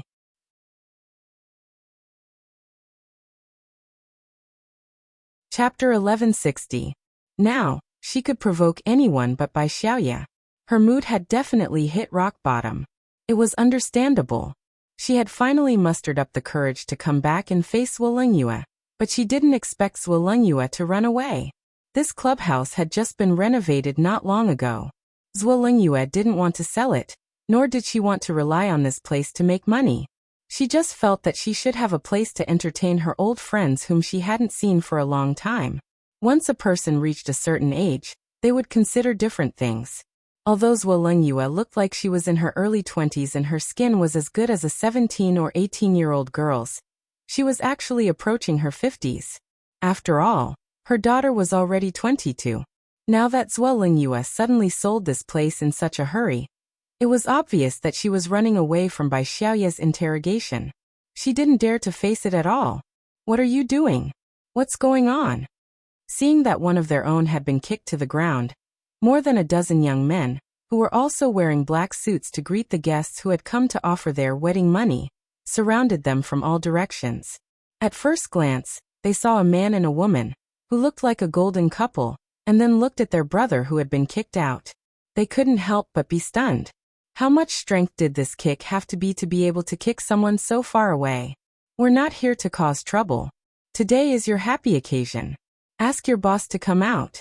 I'll leave after I ask him a few questions, Su-Yun said indifferently. After all, the other party was also a businessman. He couldn't be blamed for buying this place. Who are you? Tell us your name. Do you think you can meet our boss just because you want to? How come I don't know someone like you in Tianjin? Among the dozen young men, one who looked more prestigious stood out and said, You hit us as soon as you arrived and even said that you want to see our boss. Are you here to cause trouble? According to Bai Xiaoya's current mood, she definitely wanted to cause trouble and burn this place down. Only then could she vent her anger. Su-Yun was still polite. I'm just here to congratulate your boss. Go over there and give him the red packet. Boss Zhou will thank you personally later. The young leader said. If you continue to cause trouble here, don't blame us for. What can you do? Bai Xiaoya said bluntly. Wow. How could such a little girl be so arrogant? Little girl. Don't think that you can do whatever you want just because you're pretty. If you keep yelling, believe it or not, we'll drag you to the back of the warehouse. Before he could finish his sentence, he fell backward with his mouth full of blood. The back of his head hit the marble floor, and he was stunned. Although Soo-Yun's willpower was strong enough, and he wanted to settle this matter peacefully, someone actually dared to humiliate his sister in front of him. This was absolutely unforgivable. Even if he were to knock out a mouthful of teeth, and sew at least 17 or 18 stitches on his upper and lower lips, it would still be considered a light punishment. What a fast attack. The young leader was stunned. He didn't see what happened at all. He only saw a shadow flash and his underling was knocked down. Is there anyone else who is itching to speak up? Let's go to the hospital to buy dentures together. Maybe the price will be cheaper. Soo-Yun smiled and glanced at the young leader's face. Where is your boss? The young leader was a young man after all. He had a big temper. To be honest, if this was any other day, even if he was worried that he couldn't win, he would still call his underlings to beat him up. At most, he would stay in the hospital for 2 days. But today was Boss Joe's big day. He couldn't cause trouble on such a festive day. If he couldn't get out of the situation, it would be hard to say. Brother, you're good. You have the ability. I'll go in and invite our boss now, the young leader said. But let's put it bluntly first. You beat up 2 of my underlings. Today's matter. We'll settle it another day. It's fine if we count it as today. Soo-Yun's words shut the young leader up. If he really dared to settle the score today, he wouldn't have to be so humble. The young leader was very sad in his heart. He had already told Boss Joe to pick an auspicious day, but he insisted that it was better to pick an auspicious day. No matter what, he had to open today. Hua people had always been afraid of the word for. They felt that it was inauspicious. They liked to choose 6, 8, 9 when opening for business. It meant smooth and long. They chose to open for business on the 4th day of the new year. Now something happened. I don't know which underling I offended to give me such a special gift on my auspicious day. Before the young leader went in to report, a voice came from afar. Soon, accompanied by the voice, a burly fat man walked out. He was dressed from head to toe in branded clothes. The red Armani shirt was almost unbuttoned by his fat belly. The yellow casual pants of Zegna were also stretched by his wide hip bones. He was actually wearing a pair of limited edition Prada green leather shoes. Although he was dressed in branded clothes, the combination of red, yellow, and green made Soo-Yun feel that he was like a signal lamp standing in front of him. Boss Joe, they even. The young leader wanted to go forward and say something. After all, if this matter was not handled well, he couldn't let Boss Joe blame him. It wasn't his business in the first place.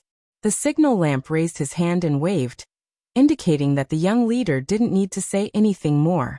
He had seen it all inside. Judging from this kid's behavior of directly crashing the car into the door, he also didn't come with good intentions. Signal. No, Boss Joe. Soo-Yun almost made a mistake, but he immediately corrected himself. I really didn't come here to cause trouble for you. I just want to ask about the previous owner of this house. The signal lamp looked at Soo-Yun and frowned. Suddenly, he opened his mouth wide and pointed at Soo-Yun in realization. Aya. Brother. It's actually you. Aya, my little brother. Why didn't you say anything in advance if you were coming? I really shouldn't have come out to greet you. As he spoke, the signal lamp almost couldn't help but slap his own mouth. Fortunately, at this time, the young leader next to him foolishly moved his face closer. Boss Joe. This. He was afraid. Just now he had threatened Soo-Yun. Now his boss was beaming with joy at this kid. This kid was definitely not simple. The signal lamp slapped the young leader's face. Are you blind? You don't watch the news broadcast on weeknights, right? You don't even know this little brother, right? How did I educate you? Don't waste your time all day. Don't only know how to drink and hook up every night. Watching the news broadcast is good for you ignorant bastards. This is the little brother who donated the gold and jade clothes to the National Museum. F***CK. When the signal lamp said that, everyone couldn't help but exclaim. Soo-Yun really wanted to bang his head and die.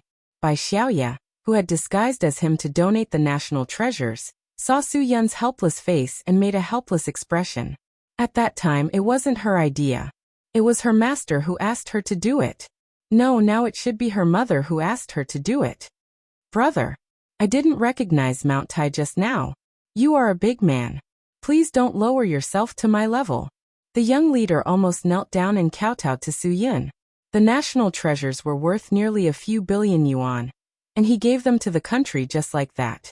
His family's wealth must be unfathomable. He probably drove a Kian to keep a low profile.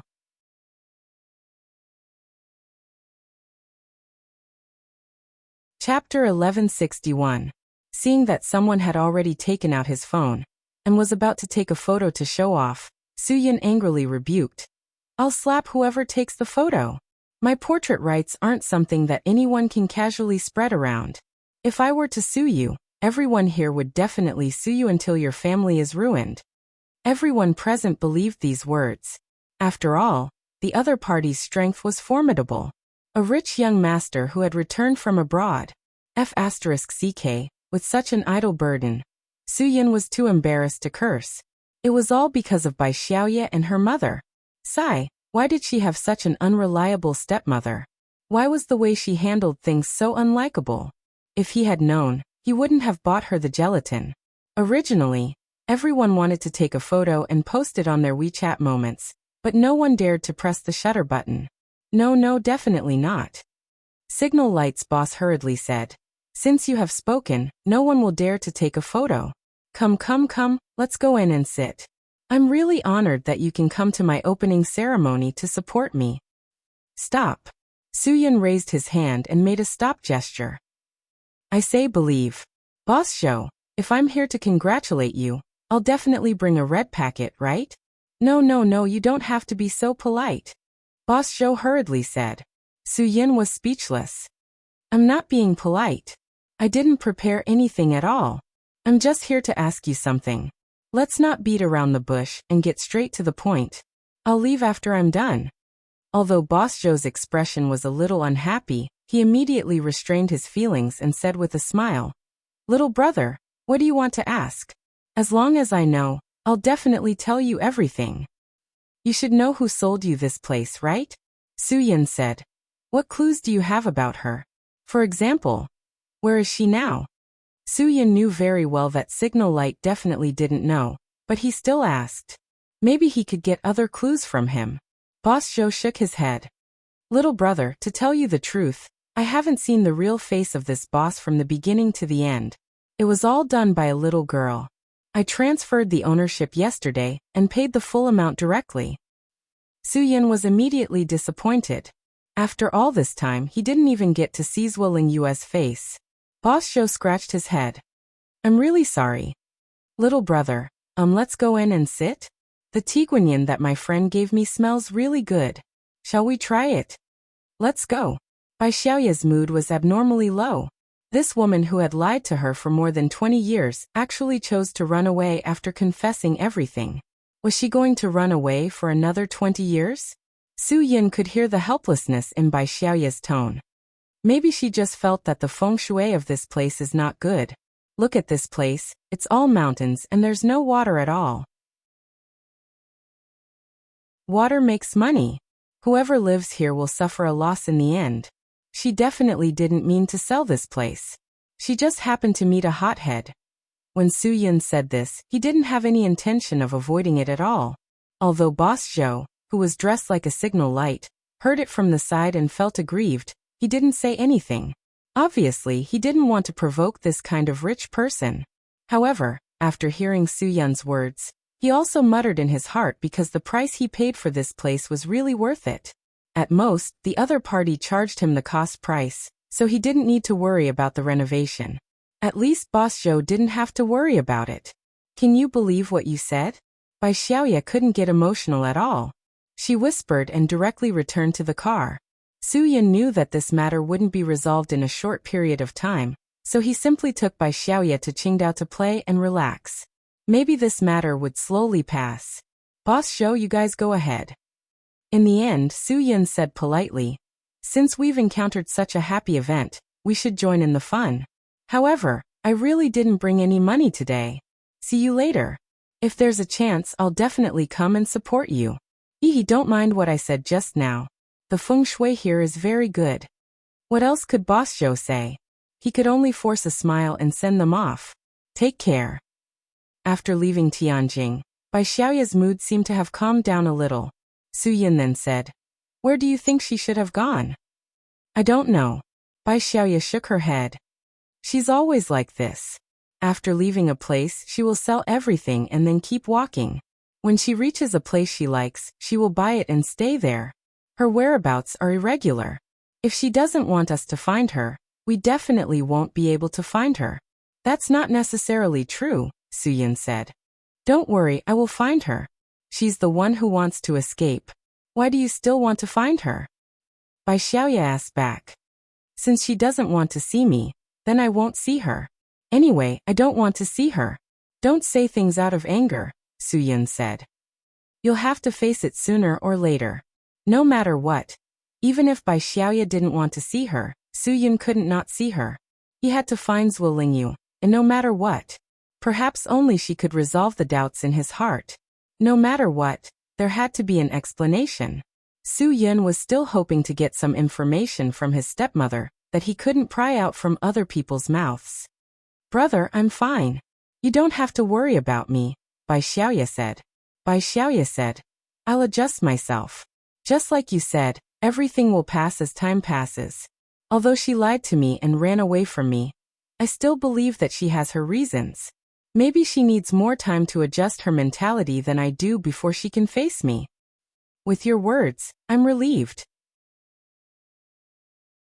Let's go, I'll take you to my movie plaza," Su Yin said. "I'll let you see what it means to face the sea and see the flowers bloom in spring." Bai Xiaoya looked at Su Yin in disbelief. "Are you bragging?" "You'll know when we get there," Su Yin said confidently. "Then you'll know what kind of person I am. Don't tell me you can't afford to stay in a hotel and have to stay at a friend's place and eat fast food." Bai Xiaoya pouted. "Arrange something for me that can earn some money." Su Yin was pleased. "Since you said so, how can I not arrange it? As long as you have the ability, you can be the vice president of Sky Entertainment. Aren't you afraid of biting your tongue?" Bai Xiaoya smiled. "I can't afford to be a vice president. It's good enough that I have something to do. If I eat and sleep at your place every day, people will look down on me." Su Yin didn't care. "You're not eating other people's food. Eat your brother's food. If your brother is willing to let you eat, who dares to say anything? I'll beat him up. It feels good to have a brother." A happy smile appeared on this girl's face. Bai Xiaoya's personality wasn't as cold as she appeared to be. The car drove all the way to Qingdao. On the way, Bai Xiaoya put away all the unhappiness in her heart and fell asleep in the car. She only opened her eyes when she heard the sound of waves crashing on the shore. She found that Su Yin was already driving along the coastal road. The car window was rolled down, and the slightly damp sea breeze blew on her face. It was really comfortable. "We're here," Bai Xiaoya exclaimed. "I thought I'd wake you up when we arrived. How was your sleep? Do you have the energy to eat barbecue at Golden Beach and drink Qingdao's special draft beer tonight?" Su Yin smiled. Now that they were on Qingdao, he spoke with a Qingdao accent. Bai Xiaoya was looking forward to it. "Of course. But let's make it clear first. Don't cause trouble just because you're in a bad mood. Su Yin, it's not good to mess around. If you mess around, I'll hit you in the eyes. If I hit you in the ribs, you won't dare to cover your eyes."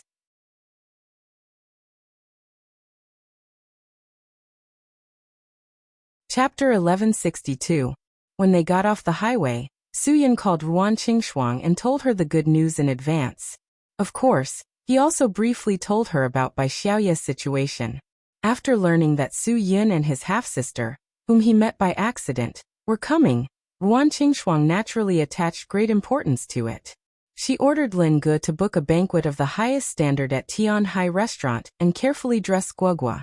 Guogua expressed great enthusiasm for Su Yun's sudden arrival, and she couldn't wait to meet her new aunt. "This is for you." Su Yun handed Bai Xiaoya a red packet. Bai Xiaoya took it and took a look. There was a thick stack of neatly bundled 100 yuan bills inside. She didn't need to count to know that there were 10,000 yuan. Bai Xiaoya looked at Su Yin in confusion. Why are you giving me this? I don't need to spend money to follow you, right? As for pocket money, I'm afraid this money can't buy anything, right? It's not for you. Su Yin, when you get out of the car later, you'll know why I gave you this money. Bai Xiaoya thought it was some local custom, so she didn't refuse. She put the money in her pocket first. Whether she needed it or not, she would keep it. If she didn't need it, she could treat Su Yun's friends to a meal or something. The road was too congested, and it took them an hour before they finally arrived at the office building of Qin Island's Film and Television Square. Wan Qingshuang was already waiting downstairs with everyone. When she saw Su Yun's car, Guoguo was so excited that she wanted to rush forward. Fortunately, Chou Yun reacted quickly and directly carried her in her arms, in case Su Yun couldn't see her and had an accident. In addition to them, Lin Guo and Fang Ye were also waiting quietly at the side. After parking the car, Su Yun couldn't wait to get out.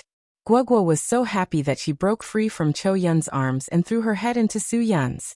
After not seeing him for so many days, Guoguo's heart was empty. Once a person developed feelings for each other, there would be something called longing. Longing was a very dazzling thing. It was like a shadow, appearing and disappearing from the bottom of one's heart. In the blink of an eye, it engulfed one in loneliness. Daddy's back. Guoguo was definitely more excited than those children who were filming parent-child shows. She ran and jumped. Before Su could react, she directly grabbed Su Yun's neck. She strangled him. The smile on Su Yun's face was as relaxed as it could be. He hadn't felt this relaxed in a long time. After Bai Xiaoya got out of the car, her jaw dropped to the ground when she heard the word daddy. Heavens! I'm only 22 years old, and I already have such a big niece? This child is at least 7 years old, right?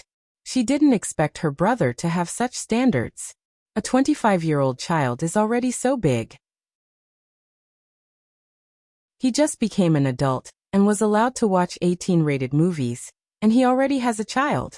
Auntie, Guoguo didn't hesitate to break free from Su Yun's arms and fiercely hugged the stiff Bai Xiaoya. Bai Xiaoya's stiff body instantly softened.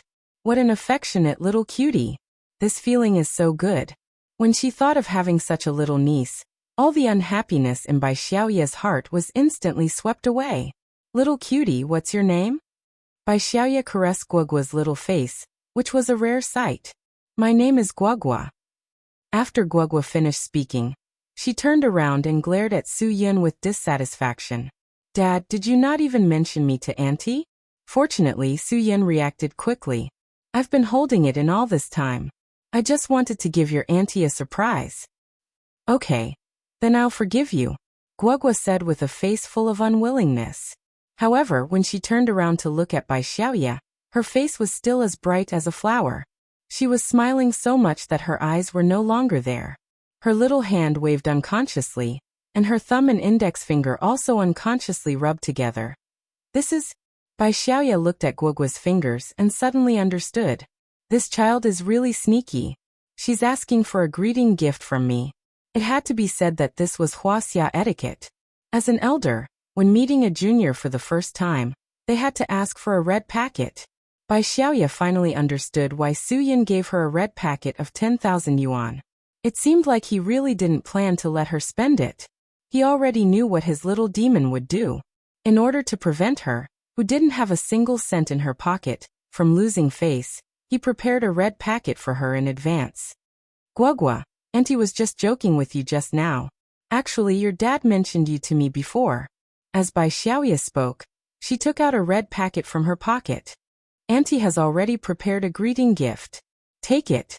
Guoguo took the money and said embarrassedly, Auntie, you don't have to be so polite. We're family. This is a must, Bai Xiaoya said. Guoguo went forward and kissed Bai Xiaoya. Thank you, Auntie. The red packet was so thick that Guoguo was quite surprised. It seemed like her auntie was quite rich. Lin Ge only found out that Bai Xiaoya was actually Su Yun's half-sister after hearing from Wan Qingshuang. He was no less shocked than anyone else. Since he had met Bai Xiaoya before, he took the initiative to introduce Fang Ye to her. Su Yun immediately introduced Wan Qingshuang and Chou Yun to her. Bai Xiaoya looked at her sister-in-law and sighed in her heart. She was so smart and capable. She could even manage such a big company. If it were her, she definitely wouldn't know how to deal with it. Being here is like being in your own home. There are no outsiders here. If you have any needs, you must tell us, Wan Qingshuang said very politely. As long as it's something I can do, I will do my best to satisfy you. Bai Xiaoya quickly waved her hands and said, No. I don't have any needs. It's fine as long as you don't mind me causing trouble. What trouble? We're all on the same side. Lin Ji's attitude towards Bai Xiaoya was also much better. Come in and have a seat. After resting for a while, we will go to Tianhai restaurant to eat seafood. The seafood there is very authentic. I guarantee that you will fall in love with Qingdao after eating it once. Everyone's enthusiasm made Bai Xiaoya feel a little embarrassed. Even Chou Yun, who was not good with words, came forward and said a few heartwarming words to her. This allowed Bai Xiaoya to quickly integrate into this large group of people. Every one of them was so kind. Bai Xiaoya, who had always liked to open the way with indifference, also unexpectedly showed her other side very quickly. Dinner ended in a relaxed atmosphere. They only ate seafood, and they still had to go to the seaside to eat barbecue and drink some draft beer. Of course, they had to pretend that they were locals. They couldn't say drink when drinking beer, but ha. Otherwise, they would be easily cheated. Some unscrupulous hooligans liked to cheat foreigners. If they heard that you were a foreigner, they would directly charge you 50 yuan or 100 yuan. They would cheat you to death. However, Su Yun and the others were really not afraid of being cheated. Whoever dared to provoke them was courting death. The original order was to drink some white wine for dinner, then sing karaoke for a while and drink some beer. Then they would find a place to soak their feet. After soaking their feet, they would find a few bars. Finally, they would call a few familiar friends to eat some barbecue and drink some beer at a seaside stall. Only then would the night be considered complete.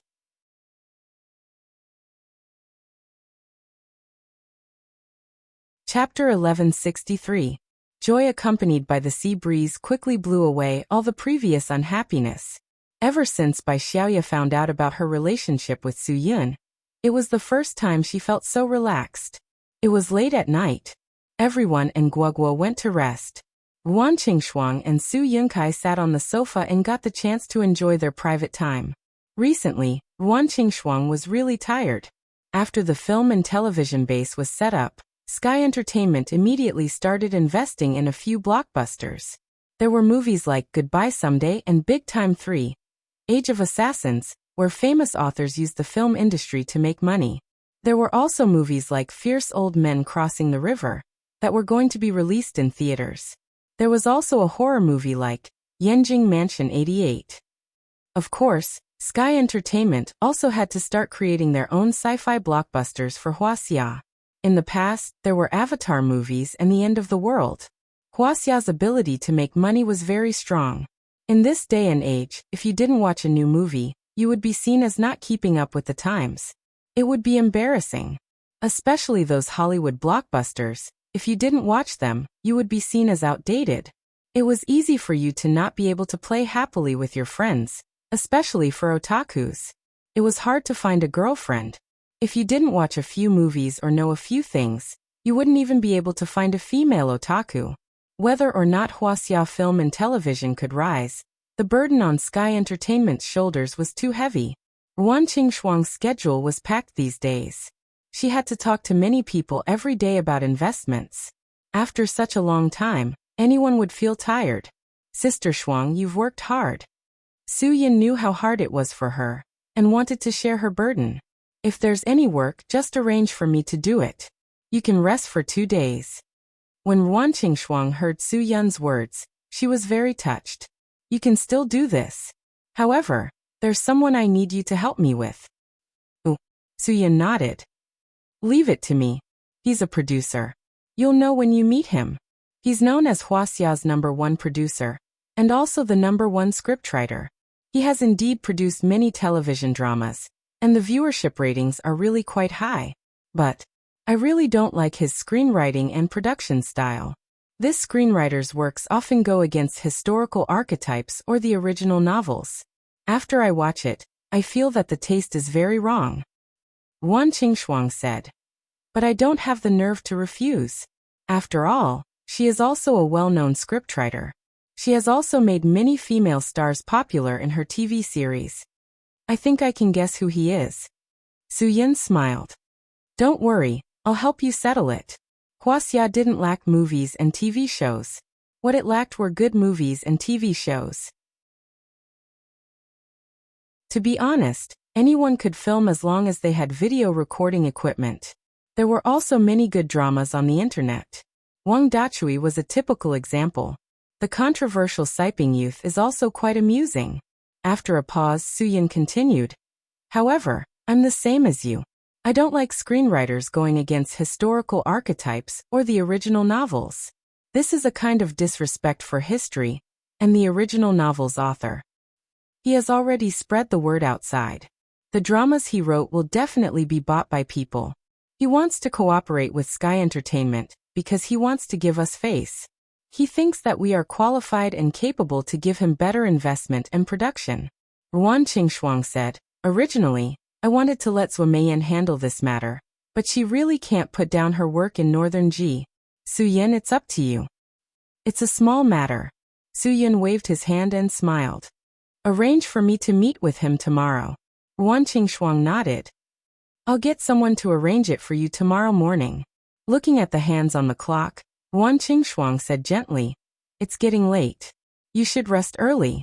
Originally, I wanted you to accompany Guogua for a few days. You just arrived and I'm already arranging work for you. After all, Sky Entertainment Group was his godfather's blood and sweat. No matter what Su Yin did, it was what he should do. He couldn't make it up to him.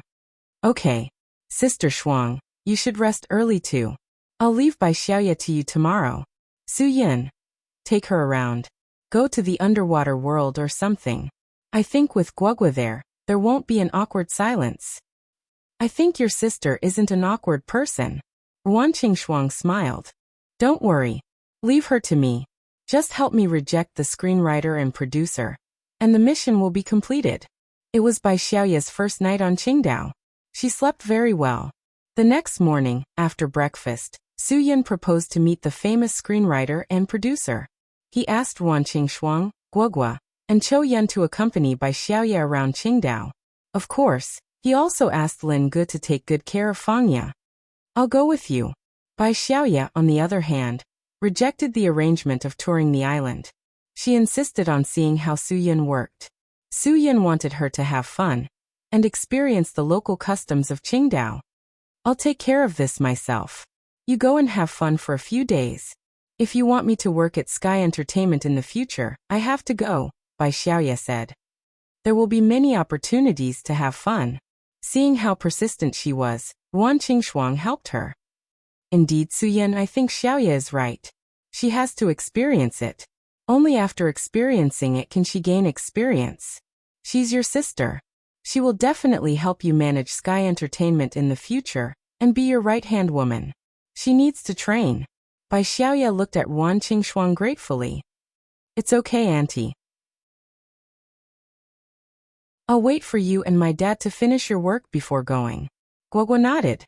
Lin Ge looked at Fangya. Fangya nodded understandingly. He walked forward. Brother, since she wants to go, you can take her. I'll drive you. You can accompany Fangya. Su Yin saw that everyone supported Bai Xiaoya, so he didn't say anything. However, he couldn't let Lin Ge leave Fangya behind. Fangya was very magnanimous. Brother Yin, just let him go. You're going to have a meeting. You need a chauffeur as an assistant. He's been sticking to me for so many days. I'm annoyed with him. I just want to help Sister Shuang and Chou Yan. It's useless for him to stay. You're quite annoying. Haha, Su Yin joked. Lin Ge shrugged. He looked at Fangya gratefully. He was gratified that Fangya was so considerate. Wan Qingshuang had already made an appointment with the other party. They wouldn't meet at the company. There were too many things to do at the company. Wan Qingshuang didn't want that person to come here, so they arranged to meet at a designated clubhouse of Sky Entertainment. Lin Ge drove Su Yin and Bai Xiaoya to the destination. On the way, Bai Xiaoya finally asked the question that she had been curious about the night before. Brother, when did you meet sister-in-law? You're already so old. Why do you look so? How do I describe it? Respectful to each other. Yes. Respectful to each other. Su Yin was surprised. Don't tell me you treat Guogua as my biological daughter? Isn't that so? Bai Xiaoya's mouth was wide open. That little devil really looked like Su Yin. Su Yin shook his head. Of course not. He told Bai Xiaoya how he met Wan Qingshuang and Guogua. Bai Xiaoya exclaimed in surprise. She didn't expect this at all. Lin Ge also laughed. If Guogua is Brother Yun's biological daughter, wouldn't he have a child at the age of 18? How is that possible? That's right. Bai Xiaoya finally understood. But even if she's his goddaughter, she's too similar to her father. She took the initiative to ask for a red packet as soon as she met him. You must have taught her that. Su Yin smiled. You know, some people might think that Guogua is a child who only cares about money. She's a girl who has the mentality of a commoner. Actually, that's not the case. I also heard from Wan Qingshuang that Guogua has been very concerned about orphans ever since she lost her parents. She loves money, but when she accumulates a certain amount, she will think of ways to donate it to welfare institutions all over the country.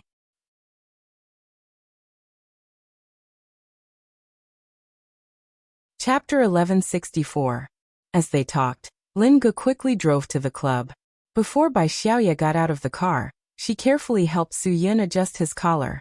Actually, you look quite handsome in formal wear, Bai Xiaoya praised her brother. If it was any other day, Su Yin would definitely not dress like this. He was used to loose clothes. Even a colorless camouflage vest was 100 times more comfortable for Su Yin than this expensive shirt. However, these clothes were bought for Su Yin by Wan Qingshuang when she was shopping with Guogua. It was quite warm for Su Yin to wear them. After all, Wan Qingshuang was reluctant to buy her self-branded clothes.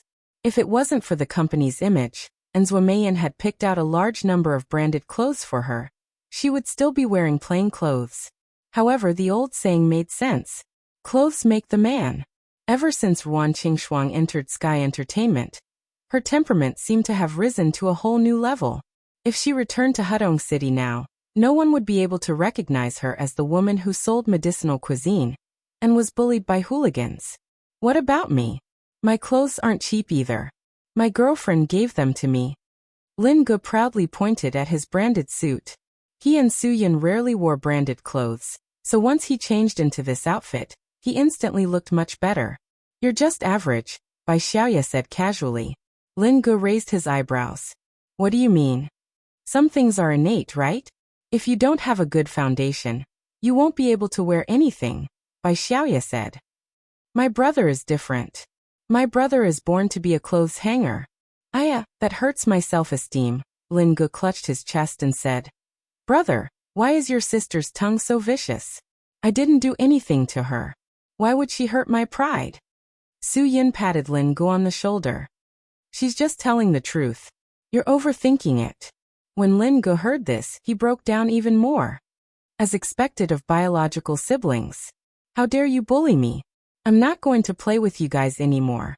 It's fine as long as my Fangya thinks I'm good looking. Who cares about your opinions? The three of them chatted and laughed as they walked into the clubhouse. At this time, the famous screenwriter and producer that Wan Qingshuang had mentioned was already waiting in the reserved room. As expected, Su Yin knew that it must be this fat guy. He had written many dramas, won many awards, and appeared on the news. Old Mao's female star was called Lady Mao, and this guy followed suit. The female star was called Lady Mao. That's right, this fat guy was Ding Zheng. As soon as Su Yin and the other two entered the room, Ding Zheng was stunned. He clearly remembered that the person he had an appointment with was Vice President Ruan. Now that Sky Entertainment's president Su Yin had suddenly arrived, he was really flattered. President Su? Ding Zheng stood up in surprise. You really surprised me. President Su is so busy every day, but you have time to come personally. It's really my honor. Producer Ding, you don't have to be so polite. Su Yin also smiled. After I heard Vice President Ruan mention you, I told her that she had to wait for me to meet Producer Ding in person. Producer Ding is young and promising, has won many awards and has great social influence. How can I not meet you personally? It's really rude. When Ding Zheng heard this, he was overjoyed. Ha ha ha, President Su, you really think too highly of me. Vice President Wan kept saying that she couldn't arrange a time, and I thought that your company didn't like me. It turns out that President Su has other plans. Ha ha ha, I'm flattered. Come sit.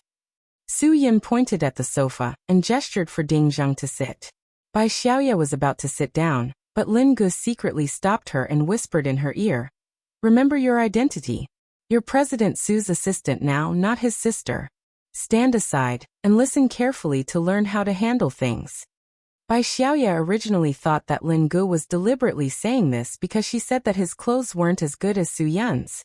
However, when she turned around and saw Lin Ji's serious expression, she believed him and obediently stood aside without saying anything. President Su, I'm more confident now that you're here in person, Ding Zheng said. I've been wanting to move from the TV industry to the movie industry for a long time. If we have Sky Entertainment's support, I believe that we'll have a win-win situation. Producer Ding, isn't your TV industry doing well? It can even be called the TVB of the mainland. Su Yin smiled. Why did you suddenly think of making movies? Ding Zheng hesitated for a while before slowly saying, President Su, I won't hide it from you. It's not easy to make a TV industry these days. There are too many unspoken rules. The money isn't much, and I have so many people in my studio. I also need to earn money to support my family. But movies are different. Any movie can make money as long as it's in the cinema. Even that trilogy with no content and a drug addict as the male lead earned more than $1 billion, right? I'm also taller and fatter than that guy. He's a writer and I'm a screenwriter. No matter what, I have an advantage over him in making movies. Su Yin understood who Ding Zheng was talking about, but wasn't he too confident? After all, that guy's fans were too powerful. What kind of movie do you want to make? Su Yin asked. You must have a good script. President Su, since Sky Entertainment has announced its identity as the Hollywood of the East, if we don't make a few big movies, how can we talk about the Hollywood of the East? At the very least, we should make a movie like Galactic Wars with Hua Xia's characteristics, or something like Alien Divergent. The Foreigner's Avatar is about a paradise. Let's make a movie based on Master Tao Yuanming's Peach Blossom Spring. As long as we make it in 3D, it will definitely be a big selling point, Ding Zheng said. As for the script, it's easy. It depends on what Sky Entertainment likes. That depends on the audience, right? Su Yin. Although we're investors, we can't make decisions based on our personal preferences. That's easy. School hasn't started yet. For example, the animation industry. How to Train Your Dragon 2 is here to make money. Sky Entertainment also wants to make animations and make Huaxia Animations rise. Dragons originally belonged to Huaxia. When it comes to dragon taming, Third Prince Neza is the founder. With Monkey Bro as the main characters, we can make a taming dragon movie, Ding Zheng said confidently. F***CK. Lin Gu rolled his eyes. He couldn't take it anymore. You King ruined Master Jin's Invincible East, and now you're going to ruin everyone's childhood idol, eldest senior brother? This second junior brother of yours is too ruthless, isn't he? Su Yin smiled but didn't say anything. It wasn't good to be too direct. Actually, I don't think making a movie is as simple as making a TV show. Su Yin smiled. It doesn't matter if you use some borrowed techniques in a TV show. Even if people see through it, it doesn't matter if you explain it. You don't have to take any responsibility. At most, you'll be scolded by people online. Who knows, it might even increase your popularity. Director Su, what do you mean? Are you saying that I, Ding Zheng, plagiarized? That's all slander on the internet. When Ding Zheng heard this, he felt a little embarrassed. He didn't expect Sky Entertainment's Su Yin to be so direct. Su Yin smiled. Producer Ding, you don't have to be so sensitive. That person who isn't as tall as you and isn't as fat also fell into the trap of plagiarism. Besides, I'm not saying that you plagiarized. I'm just borrowing, that's all. That's right, sometimes you need to borrow. Ding Zheng swallowed hard. Good things should be shared. For example, if you're making a TV show, you can't be the first to film and I can't do it, right? Love scenes can be found in any TV show or movie. You can't say that this is plagiarism, right? This is borrowing. This is called diversifying the plot. Only in this way can the entire TV industry flourish. Director Su, you're in this industry, so you definitely know more than me.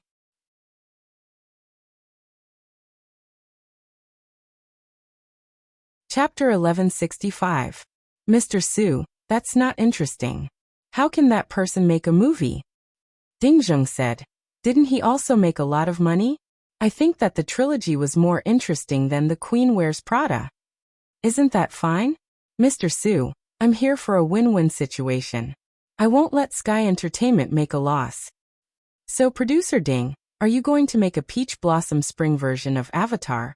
Or a Journey to the West version of Dragon Taming Master? Su Yun rubbed his chin. Ding Zheng said righteously. That's not what I meant. I'm just saying. I still want to be original. My screenwriter is my own blood and sweat. It's different from that person. Bai Xiaoya almost couldn't help but interrupt. The pot calling the kettle black almost came out of her mouth. Luckily, she was stopped by Lin Jiyi's gaze. Although everyone understood some things, they were all in the same industry. It would be rude to say it out loud. Su Yin nodded. I understand what Producer Ding means. However, if Sky Entertainment invests, we do need to focus on profits. After all, a company is to make money. But since Sky Entertainment wants to be the Hollywood of the East, we need to make something unique. To be honest, I don't really like some of the recent films. We need something independent that can enter the international market. Also, it can make our actors into international superstars. If it weren't for the fact that Sky Entertainment Group was so rich that they could build a Hollywood-level Qingdao Film Plaza, Ding Zheng would have retorted without hesitation. Don't you know how much Huaxia movies can do? But he didn't dare to say that out loud. If he did, he wouldn't be able to continue working with Sky Entertainment. No matter how good their relationship was in the same industry, some things were mutual. Titanic, The Lord of the Rings trilogy, Harry Potter, these high box office movies must have a good story behind them. Otherwise, they wouldn't have achieved such terrifying box office numbers, Su Yin said. Of course, if you say these foreign films, you might be looking down on us. I think Shaolin Temple from 1982 is the real legend. Ding Zheng was stunned. What do you mean? What I mean is very simple. The 1982 Shaolin Temple, in that era, had a box office of more than 100 million. In this era, it's probably enough to kill the Titanic, right? Su Yun. It's precisely because his stories are good and attractive that people from that era went to watch them. In that era, there were probably many people in the Huaxia who couldn't afford to eat. Watching movies wasn't as common as it is now. Many people can't afford to pay 10 cents for a ticket. In the countryside, people want to see the kind of open-air white cloth. Producer Ding, you have also experienced that era, so you should know. Unlike now, where each ticket costs 50 or 80 yuan. What do you think? Ding Zheng's eyes rolled. Since that's the case, then let's work on this. If the Titanic can be made into 3D to make money, then why can't the Shaolin Temple be rearranged and also use 3D technology? That way the box office sales will definitely. Classics can't be copied. It needs to be created. Su Yin didn't wait for Ding Zheng to finish. He directly said, if there's a good script, Sky Entertainment will definitely film it. Ding Zheng's heart felt uncomfortable, but he couldn't say anything. Mr. Su, then what kind of script do you think is suitable? What kind of script has the characteristics of the Huaxia and can be compared to those sci-fi blockbusters in Hollywood? It's very difficult to surpass the Titanic. If the global box office sales can exceed $300 million, then it's a success. Box office sales are easy to say but difficult to do. Su Yin. Even if we use all the A-listers in Sky Entertainment, it's not easy to achieve $300 million in box office sales. We also need a good script and story. Su Yin kept repeating the same thing over and over again. The topics he talked about were all about good stories and good scripts. How could Ding Zheng not feel that this Mr. Su obviously looked down on him? He didn't have confidence in his script. But Su Yan didn't say it directly, so Ding Zheng couldn't say it himself. That would be slapping his own mouth. He felt like he had to suffer in silence. Okay, Mr. Su, I've already said what I think. If you don't think it's suitable, then I have nothing to say. Ding Zheng said, but I still want to give you a piece of advice. Making money is the goal. Su Yan didn't agree with him. Sky Entertainment already makes enough money. Making Huaxia movies rise is the goal. How can Sky Entertainment produce so many movies of average quality? Ding Zheng asked. May I ask which movie is average quality? Su Yan asked back. Sky Entertainment's movies, no matter how bad, can still exceed 100 million renminbi in box office sales? They won't lose money. Although making Huaxia movies rise is Sky Entertainment's goal, it doesn't mean that Sky Entertainment doesn't need to pay its employees. I also need to support so many people. Ding Zheng asked. I'm here to talk about cooperation with Mr. Su, because I want to help you support so many people in Sky Entertainment. Su Yan hurriedly said. Thank you, thank you. I'm very grateful for producer Ding's good intentions. As long as there's a good script, we can definitely work together. But there's something I want to say first. Producer Ding, I know you're a good screenwriter, but I'm afraid Sky Entertainment doesn't have the courage to do some scripts that borrow too much from others. Ding Zheng nodded. I'm not that kind of person. Producer Ding, Mr. Su still has other things to do. How about this? We'll contact each other again when there's a good script. Lin Gu continued. Mr. Su came to see you personally to show his sincerity. Producer Ding, you also need to show your sincerity, right? Sincerity is to let you have a good script, not to make money by putting together a movie. Lin Ji's words had a hidden meaning. This was the perfect time for him to speak. The two of them didn't have anything to talk about. Su Yan needed to leave and let him think on his own. Bai Xiaoye didn't quite understand. After Lin Gu finished speaking, he glanced at her. He wanted to tell her that these words should be said by her, the assistant, and not by him, the driver. Ding Zheng didn't have anything else to say. Mr. Su, you're so busy every day. I'm really honored that you took the time to meet me. Since that's the case, I won't disturb you any longer. If there's a chance, I'll definitely bring the best script to Sky Entertainment and to Mr. Su. Su Yan smiled and nodded. He got up and left the club with Lin Gu and Bai Xiaoye. Ding Zheng and his assistant were left alone in the room, smoking unhappily. This Chairman Su looks young, but he's quite ambitious. Brother Zheng, it's not like we don't have a place to shoot. Why are we begging them? The assistant said unhappily. He didn't dare to say anything because the other party's aura was too strong. Now that they were gone, he couldn't help but curse. Ding Zheng glared at him. What do you know? What do you want? Reputation. My reputation has been ruined because of what happened before. Look at how many people are scolding me online. People are famous because they like more people than they scold. What about me? I'm the one who has more people scolding me than liking me. I want to change. I want a movie to prove it. If I can work with such a big company, I'll be able to make a comeback. Let those who slander me go to hell. The assistant didn't say anything. He was a little resentful. Even when writing a TV show, he still needed reference. This movie script definitely needed reference too. If he didn't get it right, wouldn't he end up in a worse state? However, the young and promising CEO of Sky Entertainment Group was quite arrogant. He directly shut Ding Zheng out of the door. To put it bluntly, he really looked down on Ding Zheng. But because he was in the industry, he had nothing better to do. He wanted to take a look at Ding Zheng so that Ding Zheng would stop harassing Sky Entertainment and find another company. For someone with such a bad reputation, any film company would have to think twice before working with them. They weren't like the TV stations that had high ratings. He was scolding people. If he didn't copy the script, it wouldn't look good. If he copied the script, no one would watch it. The film company wasn't a philanthropist. They wouldn't do such a bad deal.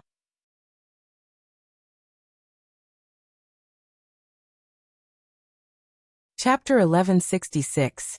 Su Yan did this because he wanted Bai Xiaoye to learn from him. This was the most peaceful way to handle this kind of matter. Bai Xiaoya had grown up with Zhuo Lingyue since she was a child, and her temper needed to be honed.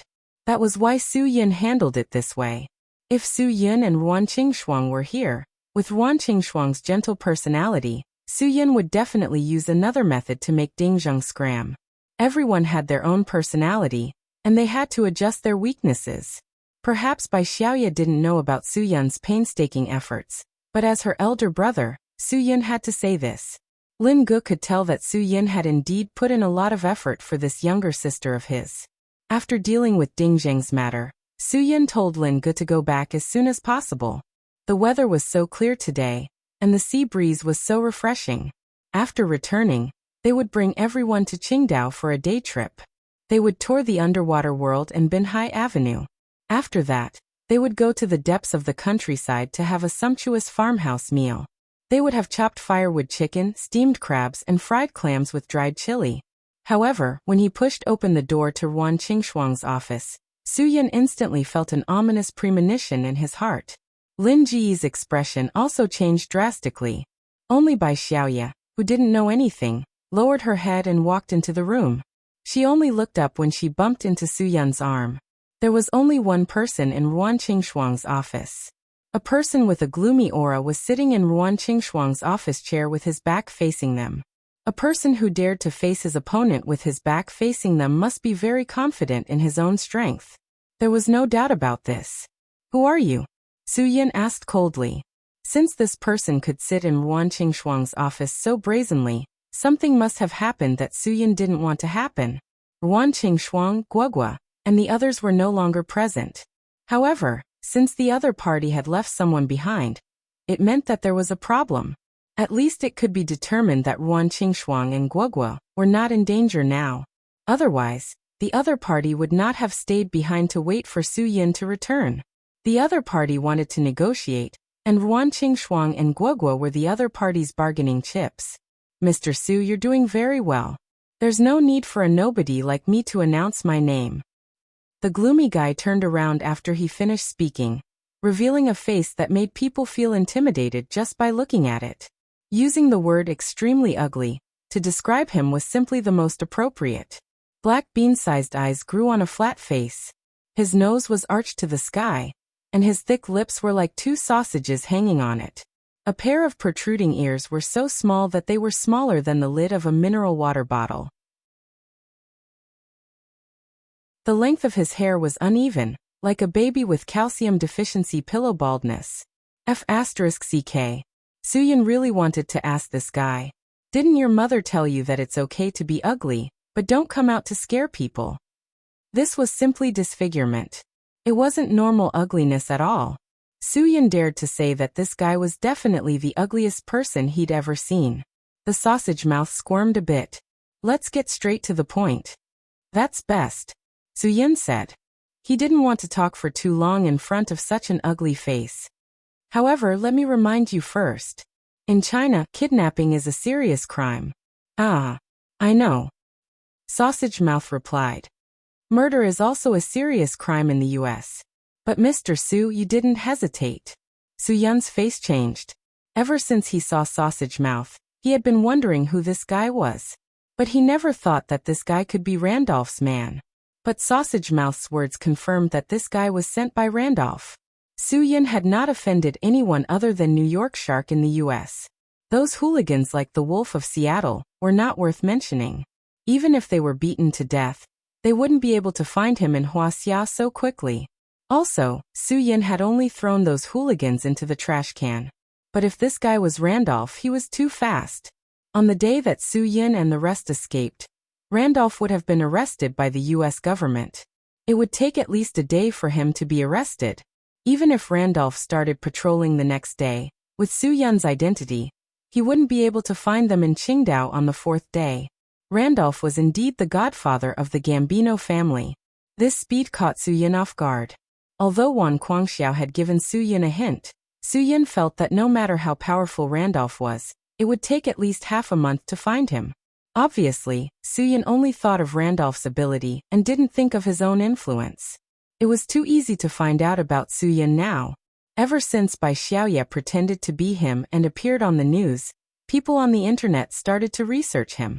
Soon, his identity as the boss of Sky Entertainment Group was discovered.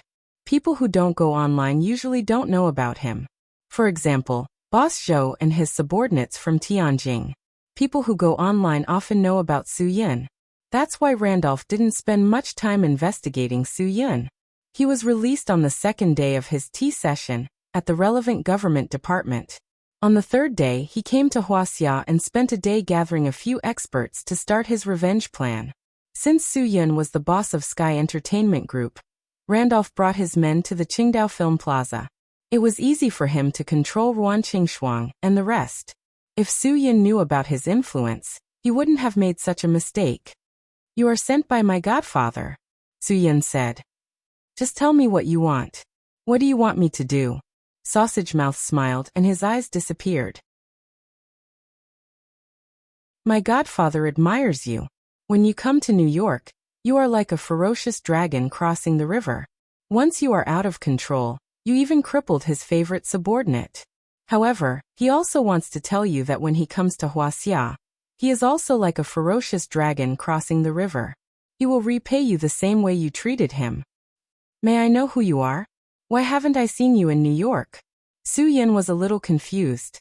Randolph wanted to be a ferocious dragon crossing the river, but as a local, Su Yun didn't agree. Sausage Mouth waved his hand. "I am not from the Gambino family. I am only paid to solve problems. My godfather came to Huaxia and hired me with a large sum of money. I have to do things for him. But then again, I personally admire Mr. Su. If it weren't for this incident, we might still be friends." Lin Gu was a little impatient. "You are not staying here to make friends. Speak. What do you want? I am warning you, if any of them are hurt, you will be the first to die." "What a big tone.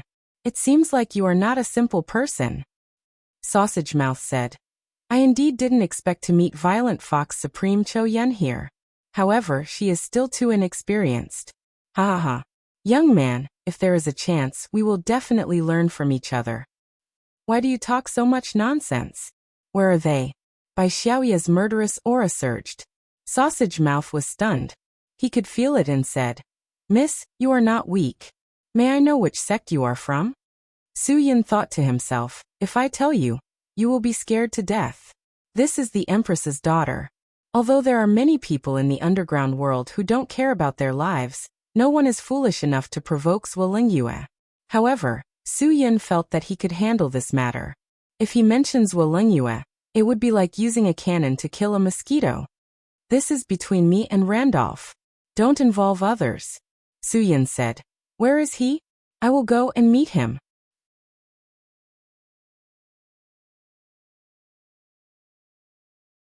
Chapter 1167. Su Yun smiled and said, "I can say the same thing to you."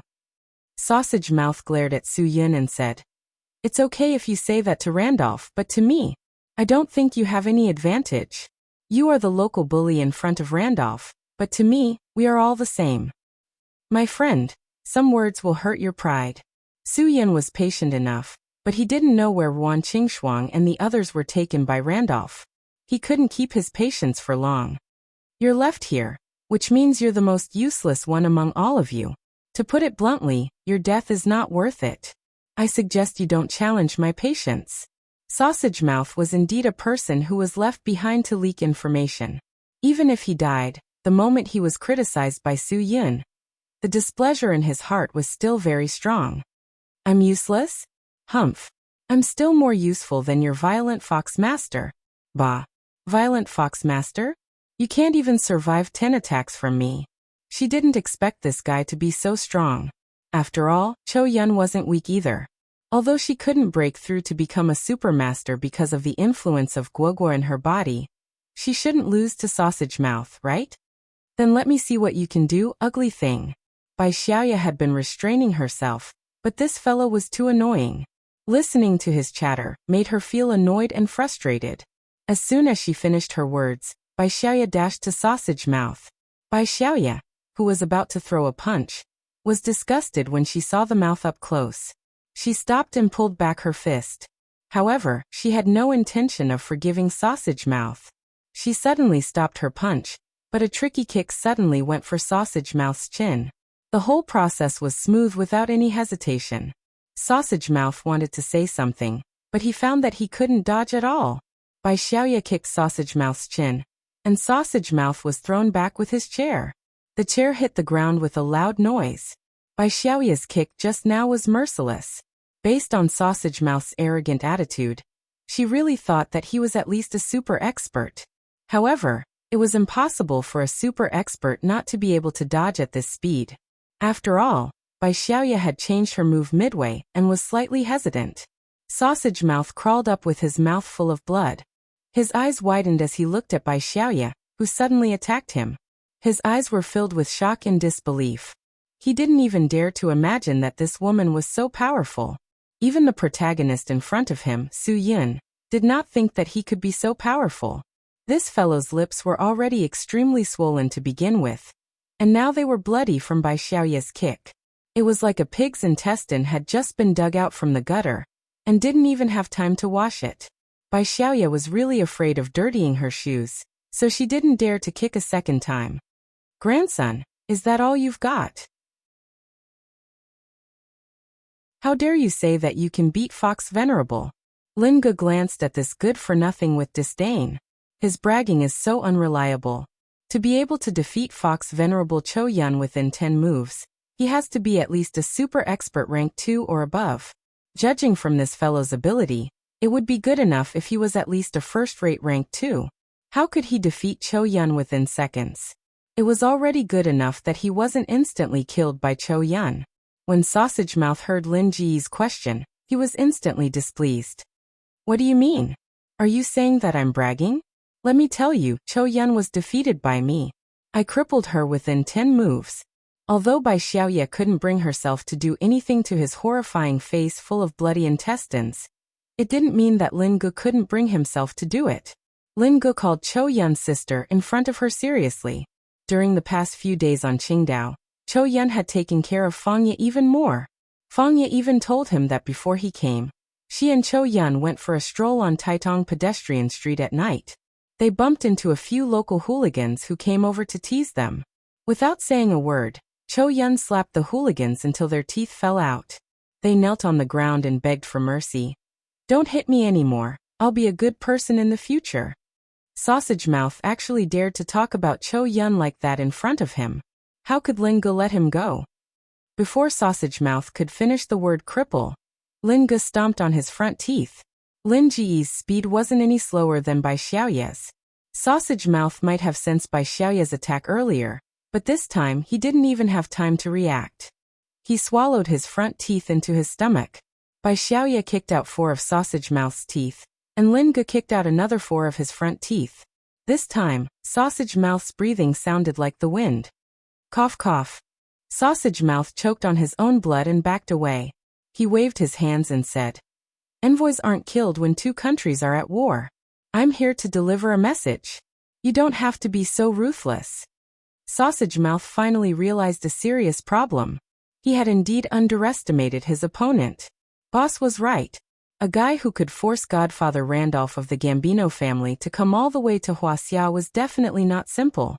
Sausage Mouth didn't believe it at first, so he tried to act tough. However, before he could act tough, his teeth were smashed out. He wanted to cry but had no tears. He even had the urge to die. "Tell me what you want to say while your tongue is still in your mouth. I won't hold it against you," Su Yun said. "It's your people who treated you as cannon fodder. It's not your fault." Su Yun was trying to drive a wedge between them. If it was someone smarter, they might be able to tell. However, Sausage Mouth's IQ was obviously average. He would probably kick up a fuss after this and ask his boss what was going on. Why did he have to be cannon fodder? What was his difference compared to the others? I'll talk, I'll tell you everything." Sausage Mouth was getting more and more annoyed at himself for asking for trouble. He didn't even need to be tortured to force a confession out of him. He just pretended that he was being tortured. "They said that they will be waiting for you at old number 5 Pier on Qingdao at midnight tonight. You'll know when you get there on time." 12 o'clock at night? Su Yun frowned. This was the rhythm of a dark and windy night for murder. Sausage Mouth nodded. Yes. Midnight tonight, 3 watch periods. Who doesn't know that it's 3 watch periods at midnight? I don't need you to remind me. Do you think you're smarter than the others? Lingu really wanted to give him another kick and stomp on the remaining teeth in his mouth. That way, he wouldn't be able to speak like a human when he was fed. Sausage Mouth wanted to retort but didn't dare to. He swallowed his anger and secretly glared at Lingu. Go back and tell Randolph that if he dares to touch any of them, I, Su-Yun, will make sure he can't leave the mainland alive. Su-Yun didn't look like he was joking at all. If you're a man, don't play dirty. Taking a few women to threaten me is not something to be proud of. You're the godfather of the biggest mafia family in New York. How could you do such a despicable thing? Sausage Mouth nodded hard, but he knew that he couldn't tell that to the beautiful woman. First, he didn't speak English. Second, even if he did, he wouldn't be able to get in touch with the godfather. If he told that to his boss, he would definitely be scolded to death. Get out of here, Bai Xiaoya said angrily. Looking at such a disgusting thing made her upset. Midnight. There were still more than 10 hours to go. Su-Yun was furious when he thought about it.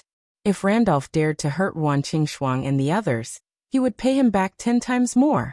Lingu was also very annoyed. He felt bad that Fangya was involved in such a dangerous thing.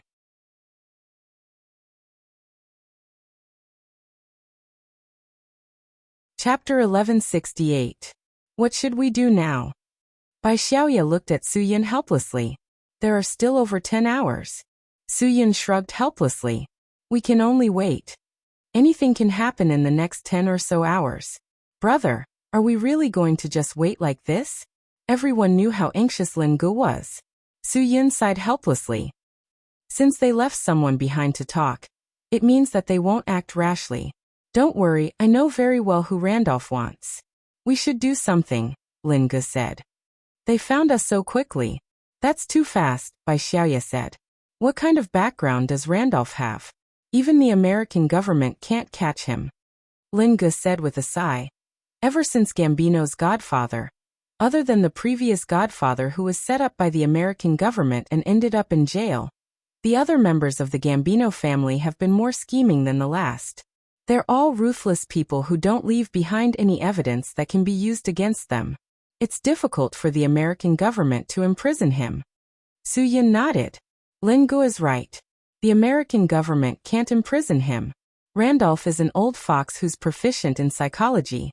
He understands the government's thoughts and knows what they want. That's why the government can't do anything to him. What method did he use? Bai Xiaoya's curiosity was completely piqued. Only he knows. Su-Yun smiled and said, Now let's think about our own matters. Since that ham sausage is a first-rate expert, he should have some reputation in the underground world, right? Lingu and Bai Xiaoya nodded. Ham sausage should have some reputation. After all, he was a first-rate expert. Although there were many experts in the underground world, most of them were unable to become first-rate experts.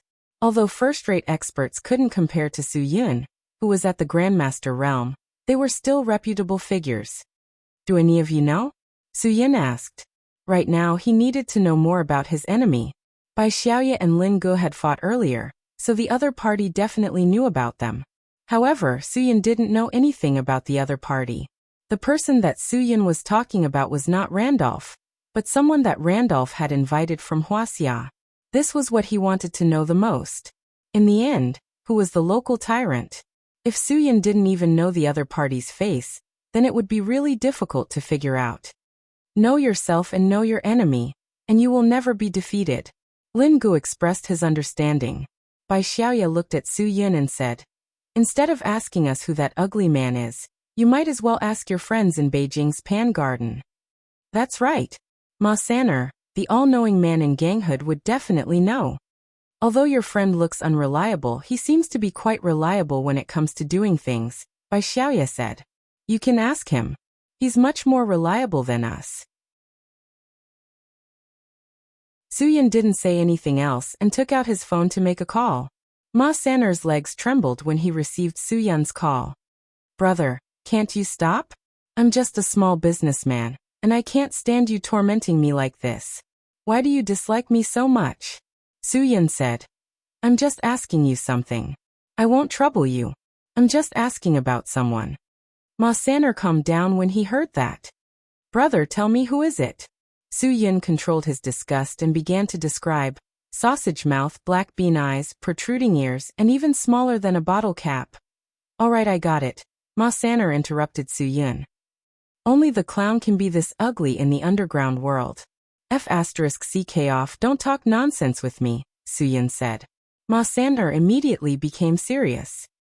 Who's talking nonsense with you? I'm telling the truth. That guy's name is Gu Lin. He's called the clown because he's ugly. However, I don't think he deserves to be called the clown. He's a complete clown. The clown is cute, but he has nothing to do with being cute. Stop talking nonsense. Tell me more about him, Su Yun said. Ma Saner finally stopped talking. He's with Wei Yishan from Jianghuai. You must know Wei Yishan. He's the awesome Methria Buddha. What the F***ck?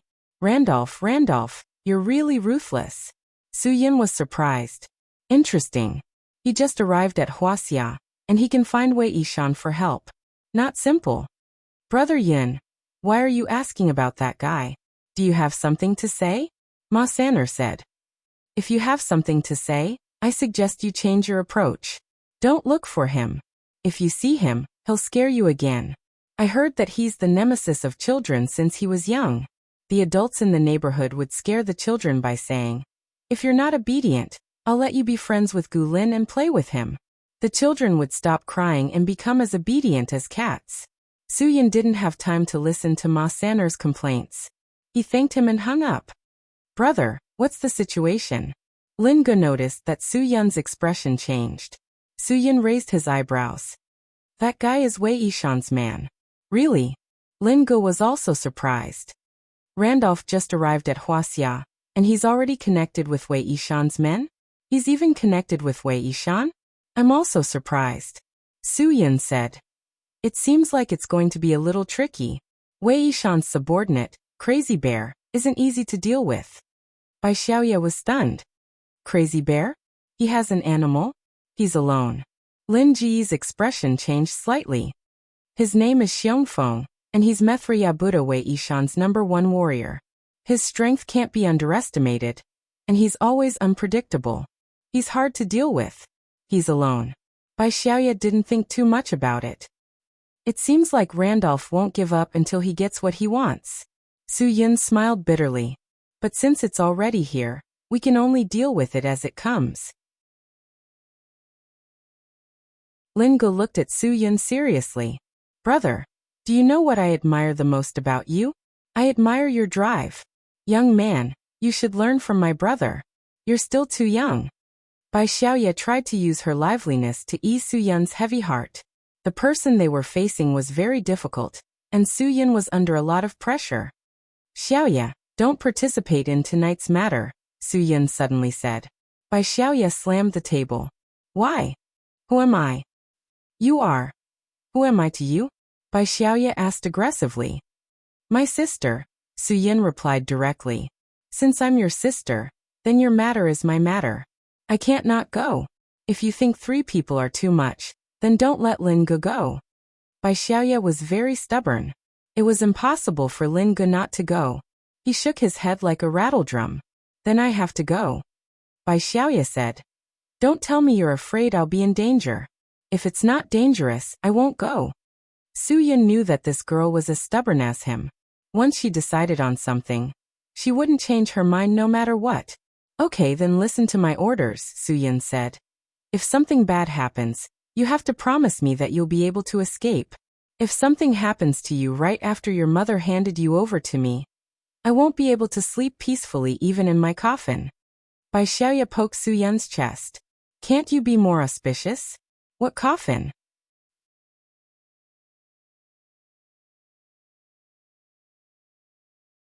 Chapter 1169. Bai Xiaoye snorted. I don't care about the coffin. You're my brother. Even if there's danger, we'll die together. Sister, can you not jinx it? Lin Gu rolled his eyes speechlessly. Are you trying to recite the song? The wind is rustling, the water is cold. The warrior has left and never returned. Don't exaggerate. So what if the other party is Wei Yishan? They offended us first. That was right. So what if it was Wei Yishan? No matter how violent his mad bear was, it wasn't impossible to deal with him. Especially by Xiaoya. She had never been afraid of anyone. She dared to follow Su Yin into New York empty-handed. And without a single cent in her pocket. What was there to be afraid of? That's right. At most, we'll fight it out with them tonight. It's not like I can't do something like sacrificing 800 to kill 1,000 enemies. Su Yin smiled. Maybe Wei Yishan isn't as powerful as we think. Most of the things about him are just rumors from the underground world. We'll kill anyone who stands in our way. Catching little ghosts in front of the King of Hell's temple. They are the ones who are tired of living. Lin Gu rubbed his palms together. However, this comparison didn't seem to be appropriate. The King of Hell didn't sound good, and neither did the ghosts. Ruan Qingshuang was quietly taken away under the eyes of the people in the film studio. The people in the company didn't know about it. Even if something happened, Sky Entertainment Group still had to operate normally. Many things couldn't be carried out without the boss's authorization. Since time was not up, there was nothing she could do. In order to divert her attention, Su Yin started to work on the Sky Entertainment Group. Although Bai Xiaoya was a little absent-minded, she had to admit that this was the best way to kill time. At first, Lin Gu was restless, but when he saw how calm Bai Xiaoya was, he tried his best to relax. Controlling his emotions was a task that he had to complete before tonight. He believed that Sister Frost and Cho Yun were both experienced people. They would not panic because of this. Fangyu would definitely be influenced by them and be strong enough to wait for them to appear. Although Su Yin had been busy the entire afternoon, his mental strength was also somewhat unable to concentrate. He had thought many times that if there was really no other way, would he really have to use Gu Guolong to exchange for someone? Obviously, Su Yin was immediately frightened by his own thoughts. After Gu Lin escaped from Sky Entertainment's film studio, he immediately rushed back to his master's side. Wei Yishan was a middle-aged man with a dignified aura. His tall and sturdy figure and full temples showed that he was a top-notch expert. Seeing Gu Lin return in such a sorry state, Wei Yishan's expression changed. He had only left behind a message. Did the other party need to be so ruthless? One had to know that Wei Yishan was very polite to them. Other than Gu Lin, who had defeated the fox Venerable Cho Yun who dared to attack the Methria Buddha, the others were all invited. What happened? Xiongfeng, who was standing behind Wei Yishan, frowned. As Wei Yishan's #1 warrior, seeing someone being bullied like this, Xiongfeng was definitely angry. Wasn't it just a message? Did they have to resort to violence? Brother Xiong, you didn't see how arrogant they were. Gu Lin's pair of black bean eyes blinked pitifully as he spoke. Look at my mouth. Motherf *Ker, it's all because of me. When two countries are at war, they don't kill messengers. They bullied me like this, it's really. Could it be that you're so ugly that you're scaring them? A young man who was laughing suddenly said. Wei Yishan glanced at the young man and said indifferently, this is not the time to joke. The young man stuck out his tongue and stopped laughing. Why did they hit you? Xiongfeng said. You said everything you wanted to say, right? This time, Lord Zeng must give face to Godfather Randolph. You didn't screw it up, did you? I did. Gu Lin hurriedly said. I already told them the time and place that we agreed on. It's because they were too arrogant that they beat me up like this. Wei Yishan slammed the table fiercely. You have to look at the owner before beating a dog. Lord Zeng, don't be angry. The laughing young man said indifferently. Clowns have always been the most despicable. They always do things that deserve a beating. I think they beat him up for a reason. Gu Lin was unhappy when he heard the young man speak for others. He was about to argue, but was stopped by Xiongfeng's words. You should be more careful in the future, Xiongfeng scolded. But no matter what the reason is, touching Lord Zeng's people is not giving Lord Zeng face. This debt will be settled tonight. Wei Yishan closed his eyes slightly and said indifferently. This is Guqin Island after all, not our territory. This Su Yin inherited Tai Sui Zhang Jianji's property at such a young age, which means he's not ordinary. What we know about him is probably just the surface, so it's better not to underestimate him. When everyone heard Wei Yishan's lecture, they immediately looked at him seriously. Clowns was beaten up like this today because he was too conceited and underestimated his opponents. He thought he was on par with them, but he didn't expect his opponents to be much stronger than him. Wei Yishan opened his eyes and looked at Gu Lin. Am I right? Gu Lin's face turned red, and he didn't dare to say anything. But it's good. You tested them a little, Wei Yishan said. As the saying goes, know thyself and know thy enemy, and you'll never be defeated. Now that we're in the dark, and they're in the light, you know a little about their strength. This gives us an advantage, don't you think? Yes. Gu Lin nodded and said, they're all super experts. I'm no match for them at all. 3 super experts? The young man was stunned. It seemed that the opponents were indeed very strong. Gu Lin became serious. It's definitely true. Xiongfeng was a little hesitant. 3 super experts, and they still let you come back alive. Gu Lin wanted to make up a lie to save his face, but Wei Yishan spoke first. If they outnumber you, and they're much stronger than you, it's not shameful for you to lower your head and beg for mercy. It's good that you came back alive. It's good that you know when to yield. Gu Lin knew that he couldn't hide anything from Lord Zeng, so he didn't say anything. 3 super experts are nothing to be afraid of. Xiongfeng said calmly, Lord Zeng, don't worry. If Godfather Randolph wants to save face, I'll definitely help you. Leave it to me tonight. Don't hurt the hostages. After all, Suyin isn't a nobody, Wei Yishan said. Randolph only asked him to exchange these hostages for someone else. There are some things that we shouldn't do, and we should leave ourselves a way out. Understood. Xiongfeng nodded vigorously. Wei Yishan waved his hand. If there's nothing else, you can all go back first. I'm a little tired, so I'll rest for a while. I'm old, and my body isn't as strong as yours. I need to get enough sleep if I stay up late at night. Otherwise, I won't be able to endure it. Yes. Everyone said and left one after another.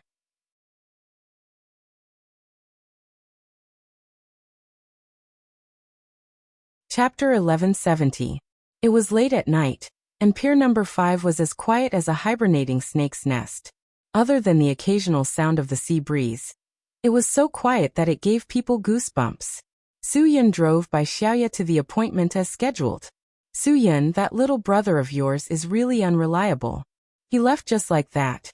He didn't even say goodbye and just left a note. How disloyal. Bai Xiaoya kept complaining even after she got out of the car. Suyin said, I believe that the pigeon must have his own reasons. Maybe he has more important things to do. I can understand this, and you should understand it too. You're just finding excuses for yourself, Bai Xiaoya said.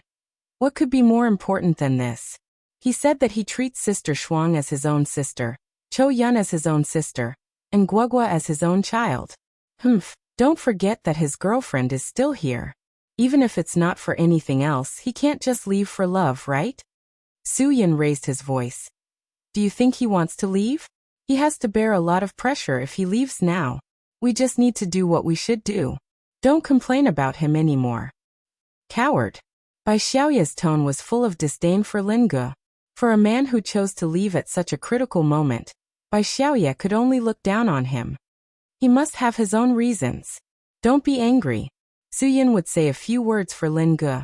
Although he expressed his dissatisfaction with Lin Ji's behavior, he also expressed his understanding.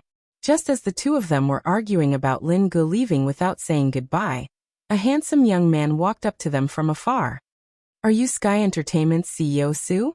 The appearance of the young man immediately made Bai Xiaoya raise her guard. Who are you? Lord Zeng and Godfather Randolph are already waiting for you. The young man smiled. I'm here to bring you there. It seemed that this guy was also one of Methra Buddha Wei Yishan's men. However, compared to the sausage mouth who was also one of Wei Yishan's subordinates, the difference was like heaven and earth. They were not in the same style at all. There was a huge difference between a handsome face and a disgusting one. I am.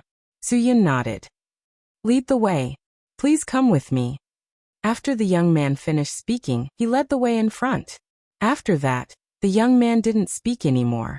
He just led Su Yun and the others forward until they arrived at a warehouse that used to be used for storing sundries. At the entrance of the warehouse, a few of Wei Yishan's subordinates were chatting happily with a few muscular Americans. They even let each other smoke. Although their language communication was not particularly smooth, they could still understand each other's meaning. People living in this era had to keep up with the times.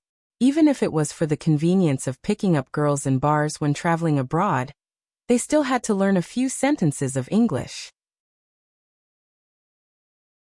Of course, these foreigners also understood the current trend. The whole world was learning to speak China's language. If they didn't know a few sentences, they wouldn't be able to survive well. Those who could survive in the Gambino family's mafia were definitely not ordinary people. Upon seeing them, the few people who were chatting happily all became serious. They threw the cigarettes in their hands onto the ground. They were so aggressive that it was as if they were going to skin Su Yun alive right now. This young man seemed to have quite a high prestige on Wei Yishan's side. When Wei Yishan's subordinates saw him, they all bowed slightly to show their respect. Director Su, Lord Zeng and Godfather are waiting inside.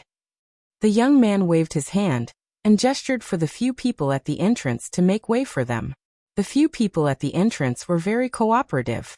It wasn't hard to tell that the people at the entrance were just lookouts. Although they were also experts, their strength definitely couldn't be compared to the people in the room. The young man gestured for Su Yun and Bai Xiaoye to enter. Please come in. The door to the warehouse opened, and the lights inside were dim. Su Yun looked around and saw that there were about 30 people inside. The two people sitting in the center were obviously Randolph and Godfather from the Gambino family, as well as Wei Yishan, who was known as the Methra Buddha. The two of them were surrounded by the experts they had brought with them. Although Randolph had come to Huaxia to outsource the task of capturing Su Yun, he had still made some preparations. The bodyguards around him were all powerful boxers, just in case. He wasn't stupid enough to use his own men to fight Su Yun head-on. Using some favors to solve problems was much better than having his own men die. This mentality was similar to the Americans when they went to war. If it was necessary, they wouldn't use their own men. As long as it was a job that required them to be shot, they would let foreign mercenaries do it. When Randolph saw Su Yun again, there was a sinister smile on his face. Facing this young man from Huaxia who dared to make a fool out of him, it wasn't an exaggeration to say that he hated him to the core. Su Yun smiled at Randolph as if he was seeing an old acquaintance. Godfather, I didn't expect us to meet so soon. Hee, it's really fate that brought us together. Randolph didn't understand Chinese, so he brought along a bodyguard who was proficient in Chinese to be his translator. When he heard Su Yun's mocking words, Randolph couldn't remain calm. He really wanted to ask Wei Yishan to send someone to crush Su Yun's head. But he couldn't do that. If Su Yun died, where could he find him? The things that came out of Su Yun's mouth were too valuable. It's fate. Randolph said lightly, Mr. Su, it's not easy for me to travel such a long distance. Godfather, if you miss me, you can come and find me. How can I not receive you well? Do I need to disturb Lord Jianghuai? After Su Yun finished speaking, he glanced at Wei Yishan with a smile. What a calm old man. Ever since he came in, Wei Yishan had not even looked at him properly once. Bai Xiaoye was quite confident before she came. But now there were more than 30 masters in the room, including some super masters. If they really fought, she and Su Yun wouldn't have a chance to win. Especially the few people beside Wei Yishan. Their gazes were like lightning, and they were definitely the kind of people who had extraordinary skills. Xiongfeng looked at the man and woman who dared to provoke Randolph. He thought that the young people nowadays were really arrogant. Even Lord Jianghuai had to give Randolph face, let alone these young people. These two young people were brave and capable. Unfortunately, they offended the wrong person. It was such a pity that they lost their chance at such a young age. At the same time, on the other side of the number 5 pier, Lin Gu parked his car in a secluded place. Su Yun and Bai Xiaoye had already gone to the place that Sausage Mouth had agreed to meet them.